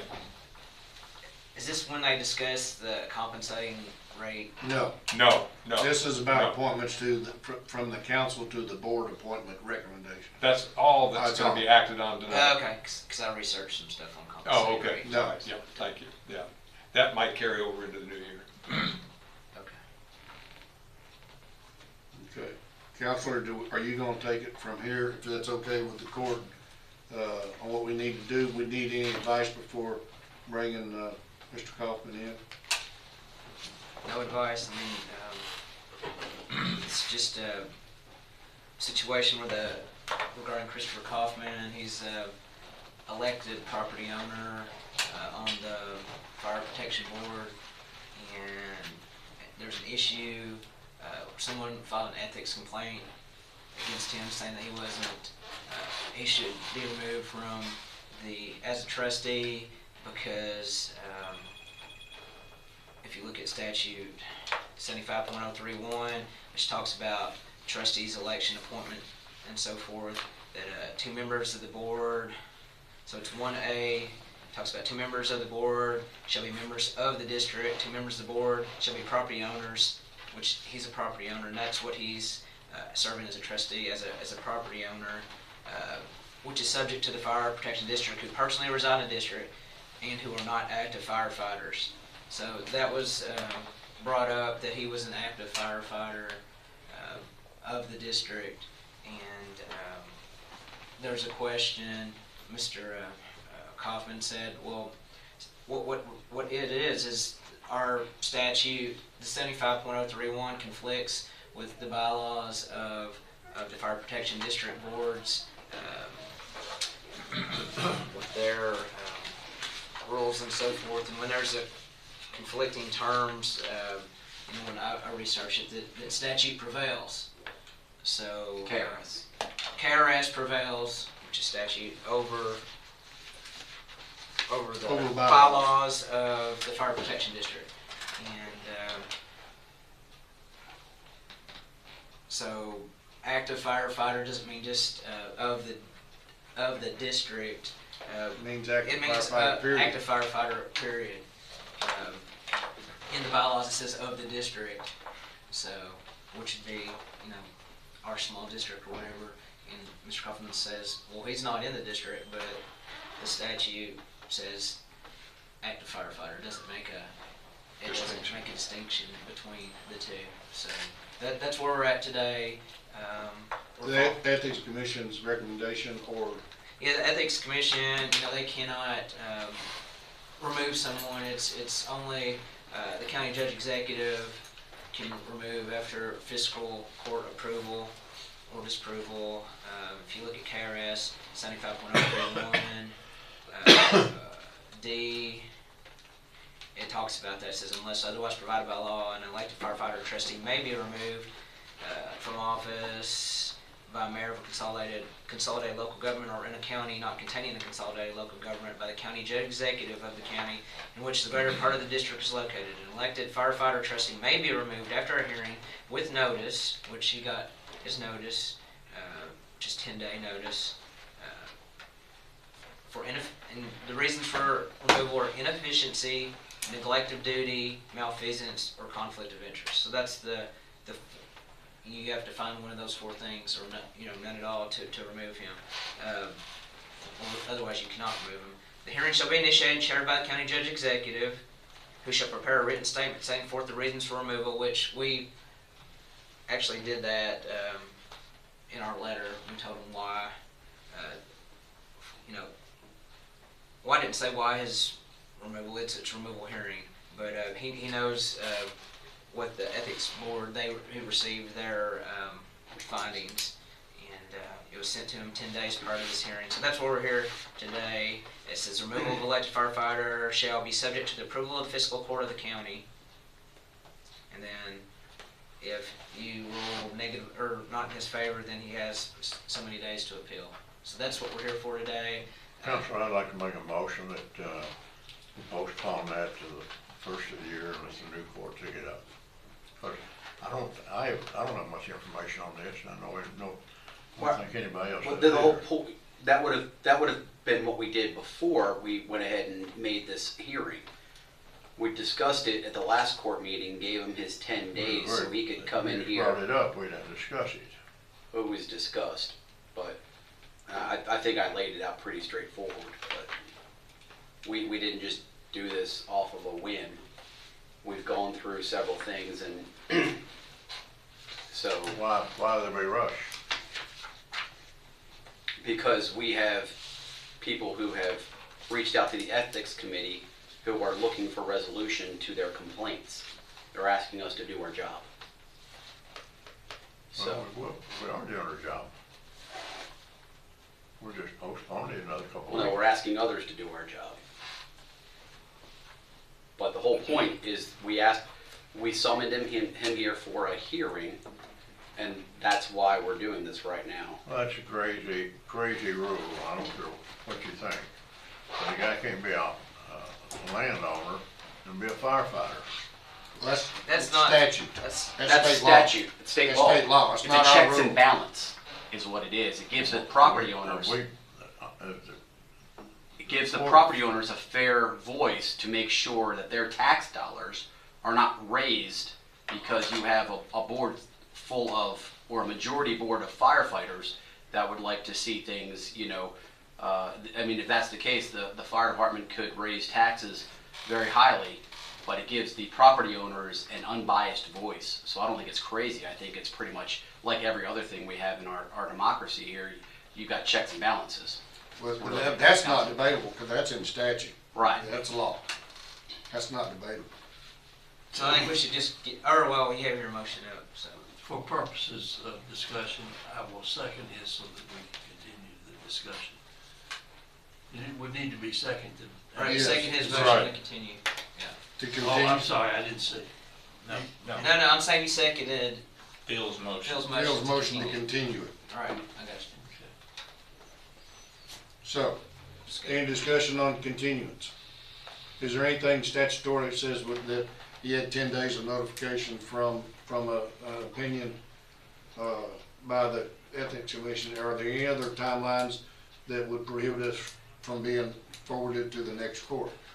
I mean, there's not a timeline as far as. Let me look again about how soon you have to have the meeting. Let me look. I don't know if the objections to the process would have any impact on the Fire Protection Board's activity between now and then. I don't know. I mean, I guess that you could always bring him in here and ask him if, I mean, I know he took off work today, so whether he wants to have it today or wait, I mean, I know. I don't see any reason why we can't just proceed with the hearing today based on. Call for questioning. Which motion is actually? The motion before the court is to, has been made to continue it to the next, not next court, but to next month. And you're. The next. And you're not in favor, you're saying. We're here, we gave them a hearing. If this was the will of the court, we should have done it last court session by not.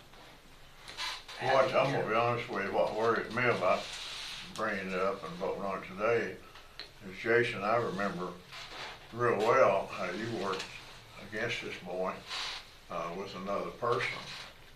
And there you go again, we're going back to the old Republican Democrat deal. Oh, no, I don't think so. You worked for it too, I think.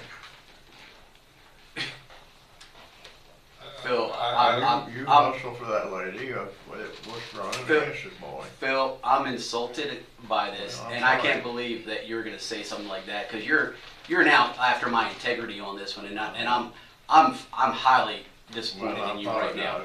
All I did was mention another name before during the election. That's it. I wasn't campaigning or anything for anyone else. But what I'm doing now is my job of this person ran for a seat that per KRS they weren't eligible for. And we have a complaint from one of our citizens, actually a couple of our citizens, that states that as a property owner, they should not be allowed to fill this seat because they are or were a firefighter at the time. It's like if you were living in Tom's district and you wanted to run for your 3rd district, you're not eligible because you lived in Tom's district. That's what this equates to. We have these checks and balances especially at the state level, to protect citizens and property owners. I guess you'd be highly upset if at some point those, and I think we've got a pretty good board out there, but if the fire department decided to double their taxes because they wanted a bunch of new equipment and a bunch of new firehouses, like a $10 million fire station that the city has here, they wanted to match that, you would be upset and wonder how this happened. And that's why we have these checks and balances. But please don't insult me like that again. I'm sorry, I insulted you. I mean, it's really just a question of law that I think that you guys are here to. I think it's a question of law. It's either black or it's white. I don't think it has anything to do with party affiliation or association. So the motion is to delay. Yes. I call the question. Okay. I don't know if I can determine this by voice vote. If I can't, we'll ask for a raise of hands. All those in favor of delaying the discussion and a vote, I guess, today, signify by saying aye. Aye. Opposed, like sign. No. No. Okay. I believe the vote would indicate that we will continue with the process as it is today. Okay? Yeah.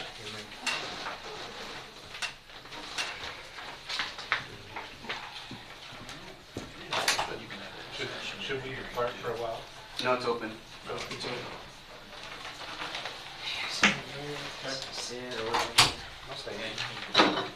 How's everybody doing? Good, how are you? I'm doing well. Doing well. Not exactly where I wanted to be today, just but I'm here. So, do I need to change and say that, you know, that we're here to review what has been reported as I guess an ethics violation And in order for us to determine that viability compared to KRS law and statute, we need to offer a hearing to hear your side of the story and then make a determination from that point. Right, we probably need to say, you know, a complaint was filed against Mr. Kaufman, Yeah. saying he wasn't eligible to be on the board. He's currently serving the board as a trustee under the property owner portion. Like, you get the 2 property owners, there's 2 active firefighters, and there's other like appointments by the county judge executive. So he's under the property owner portion of it. The complaint says that, well, he can't be on the board as a property owner because he's an active firefighter. And the ethics board reviewed all that statute and so forth, and they determined that he was in fact an active firefighter, which would make him not eligible for the position. But the ethics board can't act on that because statute clearly says that 75.031 section D, for removal, you have to, the county judge executive has to conduct a hearing and with the fiscal court and determine whether or not there should be a removal or not. So that's where we're at today. And I would just add that Mr. Kaufman, that you've been advised that you could have this behind closed doors. Absolutely. Or an open, and you've Yes, opted to have it in open. Yes, sir. On the record Yes, discussion. Okay. I think that being said, we're ready to hear what you have to say. Okay, absolutely. So I did receive the complaints stating that I was an active firefighter. But I'll go ahead and say that at the time of the election, I was an active firefighter with the city of Perryville, not with the county fire department. Okay. So KRS 75031 states, as Mr. Herring said there, that you cannot be an active firefighter and as a property owner trustee and serve on the board. Okay, I'm well aware of that. With the bylaws of the Boyle County Fire Department, and I know that KRS supersedes those, they trump those. But if we do a continuation on KRS 75031, in section 2, it says the nomination for the candidates for the trustees, both representing the firefighters and the property owners residing in the district, shall be made in accordance with the bylaws of the fire department. Okay? The bylaws of the Boyle County Fire Department stated that you could not be an active member of the district, of the fire protection district. Okay? I was nominated by a property owner here in Boyle County. I went through that process. At that time, the board of the Boyle County Fire Department confirmed, to my understanding, that I was eligible for that because I was in accordance with this section 2 of KRS 75031. Okay? Now, I have since, to take away any type of confusion, I have resigned from the Perryville Fire Department. I love serving my community in some way. I have been a firefighter for approximately 20 years. Okay, now, again, I want to reiterate that I want to serve my community. But with having a family, being on the fire board affords me the ability to spend more time with them than it does being a firefighter. Okay, that's why I chose to resign from the Perryville Fire Department and just be a member of the fire board. One thing I want, it's maybe a little confusing for you all. And again, if I'm questioning your intelligence, I apologize. But I'm here telling you that the KRS does tell you that the county judge can remove a firefighter trustee. However, there is no KRS, to my knowledge, that states that you have the authority to remove a property owner trustee. It does go into definitions in there about the removal process of a firefighter trustee. I am a property owner trustee. I was elected. Okay, I do own real or personal property here in Boyle County, and I'm subject to that property tax. Okay, Well, let me just interrupt you there, Okay. because it sounds like, based on what you're saying, that if you've resigned, then that clears up the issue at hand in and of itself. So I don't think there's an issue anymore. If you've resigned as a firefighter, you're still a property owner, and then you would have the right to continue on the board as such. So I have a question though, because at the time that you ran, you were a firefighter and you weren't eligible to run as a firefighter. I mean, as a property owner representative. According to KRS, The KRS is very 75031 says yes, I am. exactly. And KRS always trumps. And we talked about this before when you came in and looked to have another person removed from the board. That while the fire board's bylaws say one thing, KRS trumps it. Well, So I guess- KRS is always going to trump it. But so if you don't think that there was an issue with you being a firefighter and the property owner, why did you resign as a firefighter? To kind of clear it up for you all a little bit, okay? The person who I filled their vacancy when their term was up was the chief of the Perryville Fire Department, who served in this capacity for 4 years, and it has been that way for some time.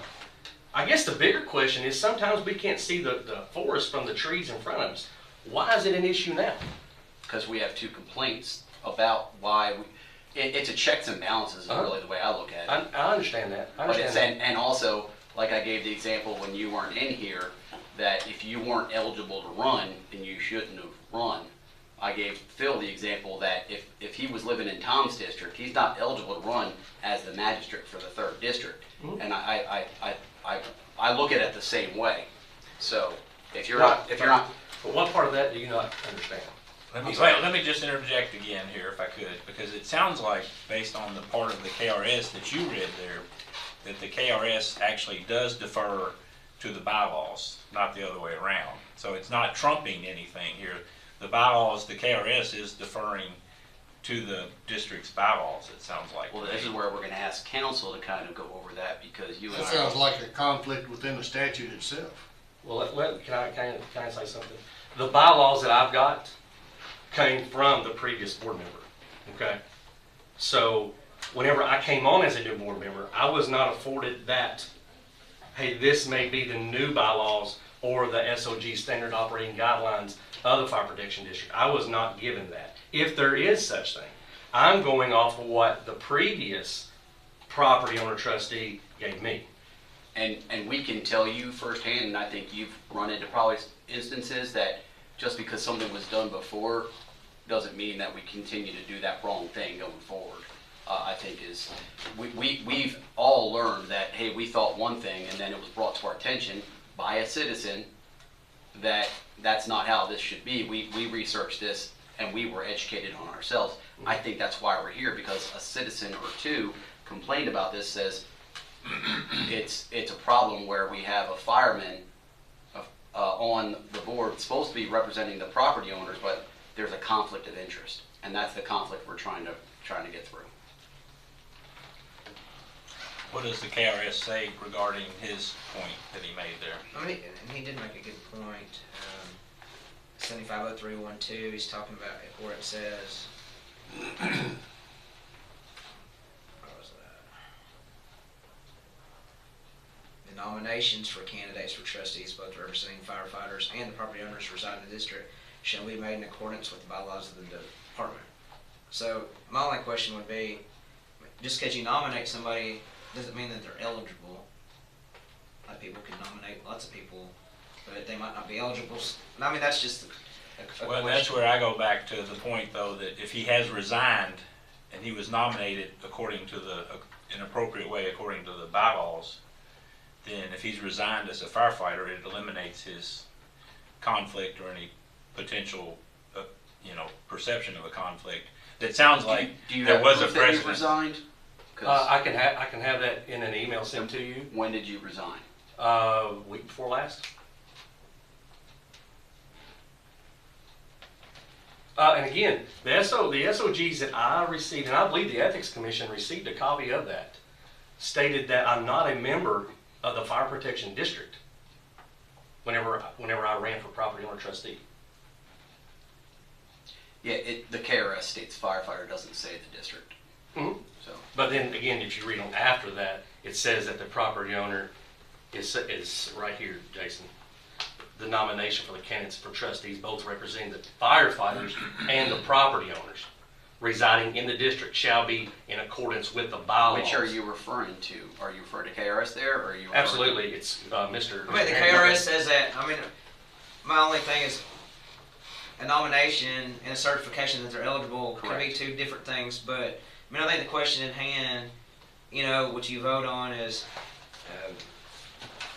whether or not he's in violation of statute, whether he's cured it now where people can be satisfied or not. I mean, that's kind of. Well, that's what it sounds like. He has cured it to me. I was certified by the fire board at the following meeting after the election. Okay, and then I was sworn in by Mr. Hunt right here in this very room after that election. This is why I mentioned the situation that I'm going to be in tonight. The judge and I have had extensive conversation about two different sections of statute. Either one of them, in a college debate, you could win on either side. And the judge just 15 minutes ago commented about the murkiness of what we're dealing with here statutorily, and what we first were hearing about the statutes, but with clarification made by Magistrate Gay. I really do believe it falls in favor of the gentleman we're hearing from.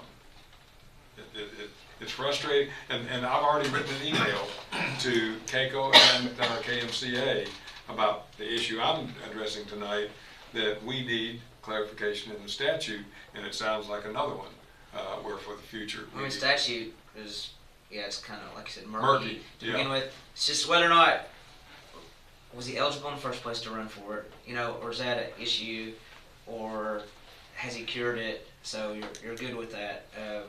And he did make a point about the prior person, sounded like maybe he was in violation previously, but he didn't get called out on it. You know, that point and the deference to. So it's just, you guys, it's your. The prior person was not approved by this court. I don't know if it was approved by a previous court, but I don't know where you draw the line between eligibility and to run. I don't think to any fault of his that there was a determination made that after the fact would precluded until after the fact. Right. And then after the fact, that's the point I'm making, is that after the fact, which he was not, nobody was aware of, none of us were, you weren't aware of when you swore him in, but now it's been cured, and it's been made right, and so he's currently a property owner and has every right to be, and he's not an active firefighter, so he has every right to be on the and board. doesn't plan to be during his term of service potentially. KRS says I can't. Apparently, you know, I will not. I just have an issue where if it wasn't a problem, you weren't eligible to run. But if it wasn't a problem, you went ahead and resigned anyway because it technically is a problem. I didn't resign because it was a problem. My base is that this KRS 75131 in this section 2 is after the complaint about I understand the adding. my eligibility. Okay. I mean, Jason, you and I can argue this point till we're both blue in the face, but ultimately the decision's up to you all. What we have to understand is that we have constituents that have asked us to rule on this, and the ethics board moved based on county attorney's findings that if you weren't eligible to run, you shouldn't have run. So is the county attorney of the same opinion? I mean, he technically wasn't eligible to run based on the fact that he was an active firefighter. It's up to you all to decide if, you know, by him resigning as an active firefighter, if you're good enough alone with that, you know, that now it's satisfying statute. Did it satisfy though? I mean, the statute. Now, you weren't but not now prior to. So, I mean, it's. I I know this may not be popular, but my thinking is, I'd like to refer it back to another set of eyes to draw to the Ethics Commission to make a determination on whether or not he was eligible at the time of filing, to no fault of his own, to file. If they deem by statute and agree with what it says in that second part that Chris read, then they would give that's 6 people would give a different opinion on his eligibility of filing. So, we're asked to make a decision that I'm having trouble putting it because of what you've said and because of what's been said today. It's not giving me a clear direction. The confusion in the statute bothers me. Well, Likewise. me too. And it presents the difficulty for us. I think it really kind of comes back to Phil's reservations, and I've just been educated on this for the first time today. And I think the judge's concept of going back with the new information statutorily brought to you by Mr. Kaufman is well worth giving credence to, and push it back once again to the Ethics Commission, the Ethics Board, for redetermination. So the issue with what you're asking is the Ethics Committee is going to turn around and ask Chris for his recommendation on it. Right, they're gonna turn around and They're going to turn around and ask Chris, what I do think you it's just think on time for this? us to do our I don't job. know that, like, that's just, Vote on it. I think you just need to vote on it, because they're gonna say, and I'll kinda go through the same thing, well, technically, he wasn't eligible because he was an active firefighter. But again, I go back to, there was precedent already in place for an active firefighter that was serving as this board member. So I just think that the process is now, we have a better understanding of the process, and there's no reason for him to be punished in that process that we now understand better. If he's willing to serve on the board, he's willing to resign his role as a firefighter while he's a member of the board. I just think it's been cured. We all have a better understanding of the process moving forward. So let's go. I would just call that we vote. I mean, I don't know if this is the easier way to go, because I wouldn't call precedence. I would say it was a mistake that KRS was not looked at and examined, and that's happened to us a lot of times.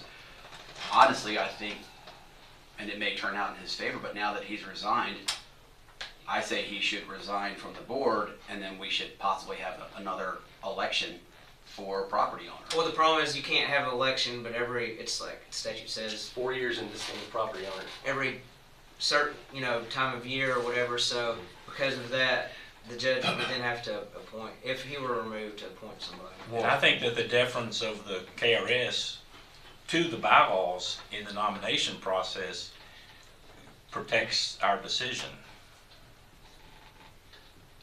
I'll have to qualify my response, but understanding, as you've said it, without having an opportunity to visually, and I'm not gonna do it right now, Chris, visually go through it, I tend to agree with you. Can you read that second part that apparently the Ethics Commission was privy to? I mean, they're privy to everything that we're talking, I've discussed this in great detail with them. Even that part where there's confusion in the statute? About the nomination part? Yeah. No, we didn't. That's the hinge pin. We didn't talk about that, but if I were sitting before them today, I would say, this is a nomination for candidates for trustees, both representing firefighters and property owners residing in the district shall be made in accordance with the bylaws of the department. Okay. But I would say, well, just because you nominate doesn't mean that they're eligible. You got to determine that. A lot of people could be anybody could be nominated. Whoever a property owner might not know, be privy to whether he's active or not. So anybody can nominate. I think the murkiness though then comes back to the point about him not being a firefighter within that district. And so there's murkiness in. He is a firefighter within the district, technically. The district is Boyle County. No, sir. Levels. No, sir. KRS 75 does not apply to municipality. It does not. So there's murkiness within the, even Stevens. the description and the Well, determination of whether KRS he's a says fire- active firefighter. It doesn't make a distinction between district or municipality. It just says Correct. active firefighter. But like I said, are you satisfied with him that he's cured this or not? Yeah, that's the point. We can go back to the bylaws again if you'd like. In section 15, certification of the elected trustees. Says at its July meeting, the Board of Trustees, including any candidates for election, shall recount the ballots and certify the results of the election. The board shall be the final judge of the validity of the ballots cast.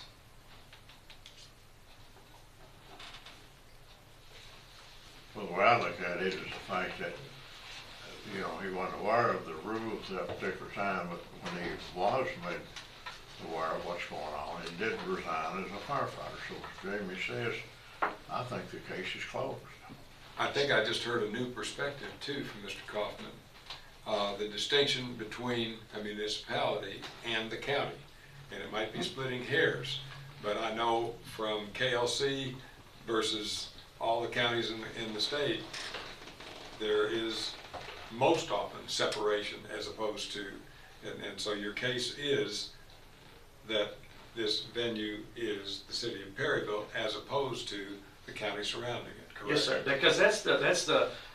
I've called and I'll be honest with you, I've asked questions. I've called around to different counties and I've asked these questions. And to my understanding, I can't make my point.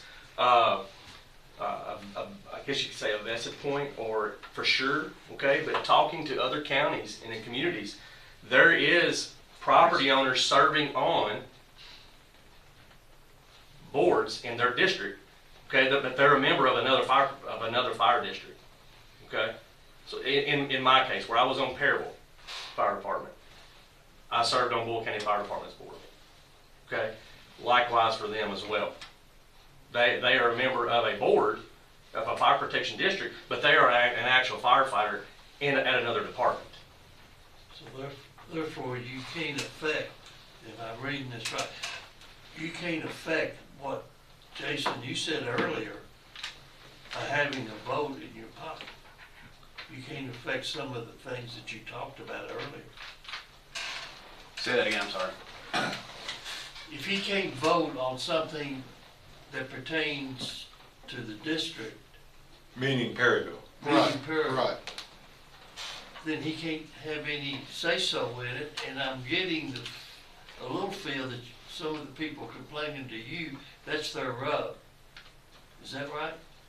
The rub is that property owners are concerned that as a firefighter, he may side with firefighters for an increase in taxes or Not extra necessarily equipment. Perryville. Not necessarily, has nothing to do with Perryville. Okay. But if you stack a board with firefighters, they may tend to all overrule the property owners when it comes to increase of taxes. That's where this lies. That's where the complaint comes from.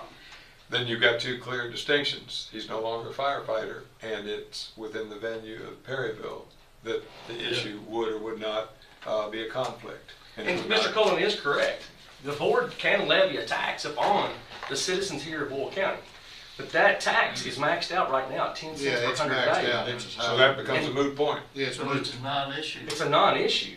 And that also has to be approved, if I'm not mistaken, by the fiscal court. The only additional tax that could be combined on top of that is maxed out at 10 cents per 100, which then would be a 20% or 20 cents per 100. That would be because if you combine emergency medical services such as EMS and Boyle County Fire. So that should take away the concern of the people who are talking Sort of. to Jason then. Yes, Excessive spending, those kind of things are what the, buying things, whatever. Some But people say the world's gonna end tomorrow. I understand that. I've got one more comment, and then I want to call the question, and that is, You don't get the comment, call it question. I will. I'm going to say something, then you'll have to shut up. Well, I'll call it, it might not be seconded, but we have a responsibility and accountability to take into consideration the ethics board. And since, thank goodness, this is all being taped, and thank you for willing to have it in the public venue. Absolutely. We're going to want to encourage them, Mariah, to look at this section of the tape so that they understand that we have fully debated, discussed statutes, regulations, precedent, and that this particular section of our meeting today needs to be understood as showing the greatest deference and respect to our ethics board, so that they fully understand whatever our vote comes out to be, that we're taking everything that they've done into consideration. Call the question. The only thing I'll ask, Chris, what is your legal advice on this? I mean, that's really what it comes down to. Legally, you know, we're all practicing attorneys. What is your legal advice on this?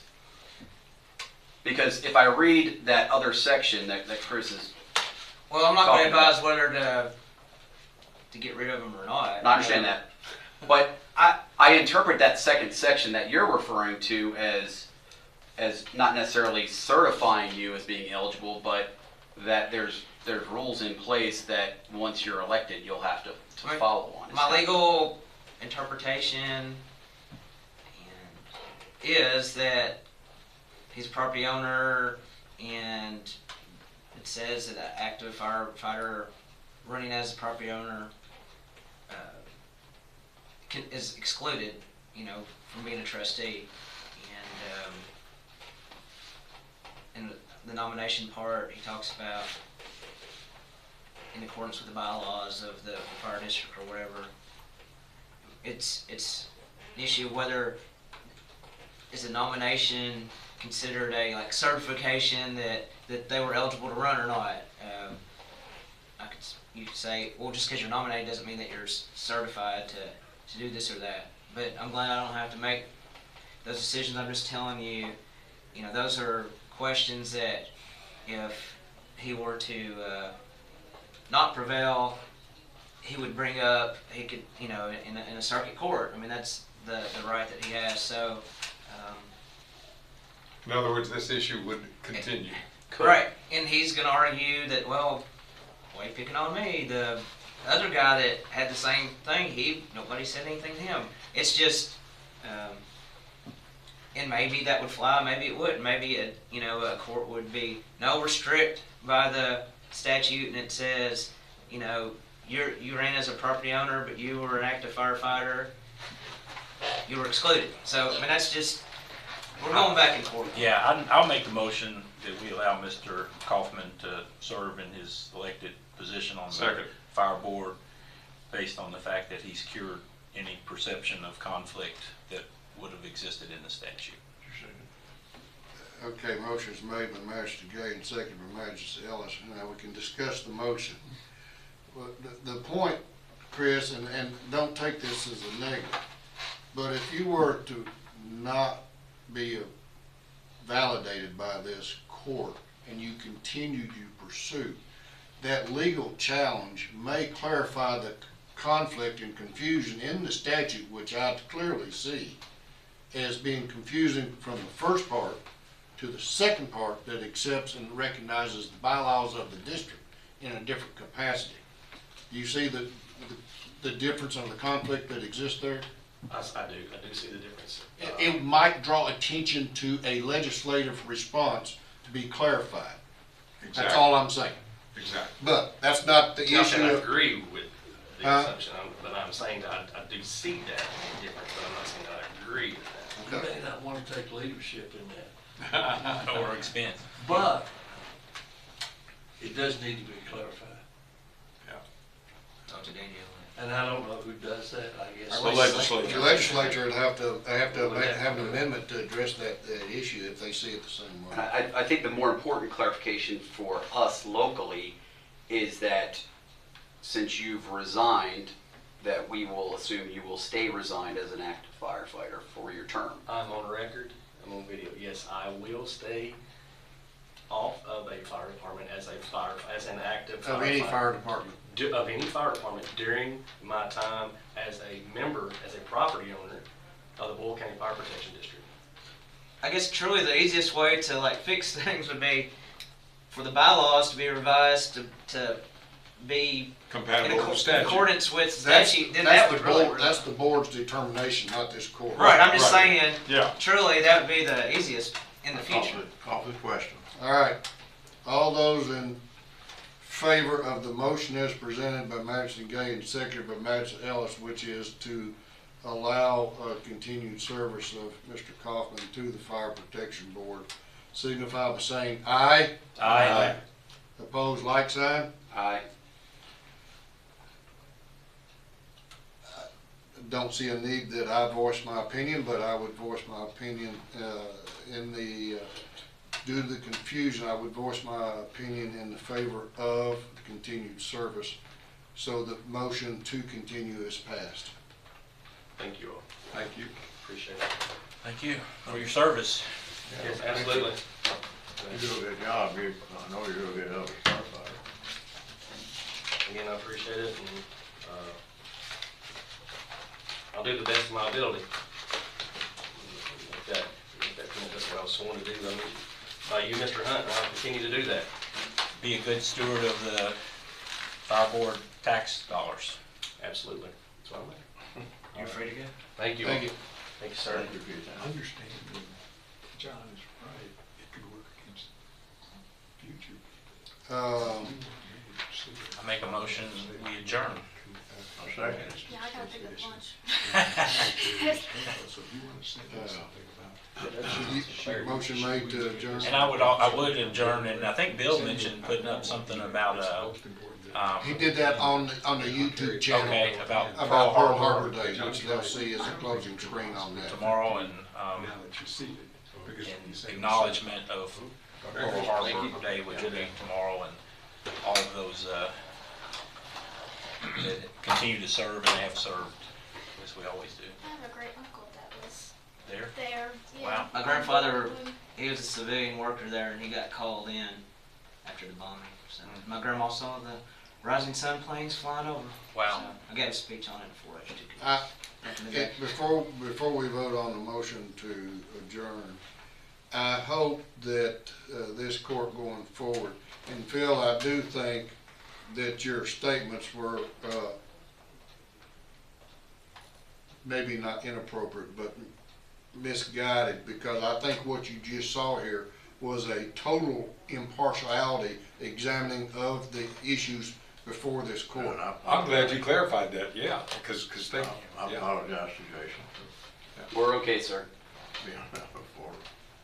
Okay. I take my integrity very And- deeply, so was my only concern. And really related to that, I'm very pleased with some exchanges that are going on with newly elected officials, county and city, and coordination that's being recognized and recommended even before January 2nd. So I'm sure most people are aware that that's going on right now, and that's great for the community, the overall community. We have a court in 2 weeks, again on the 14th, same time, same bat channel. 20th. The 20th, in 2 weeks, and well, less than, 14 days, 20, that's the 20. And I will. Did I say the 14th? Yeah. I meant to say You 14 days. meant 14 days.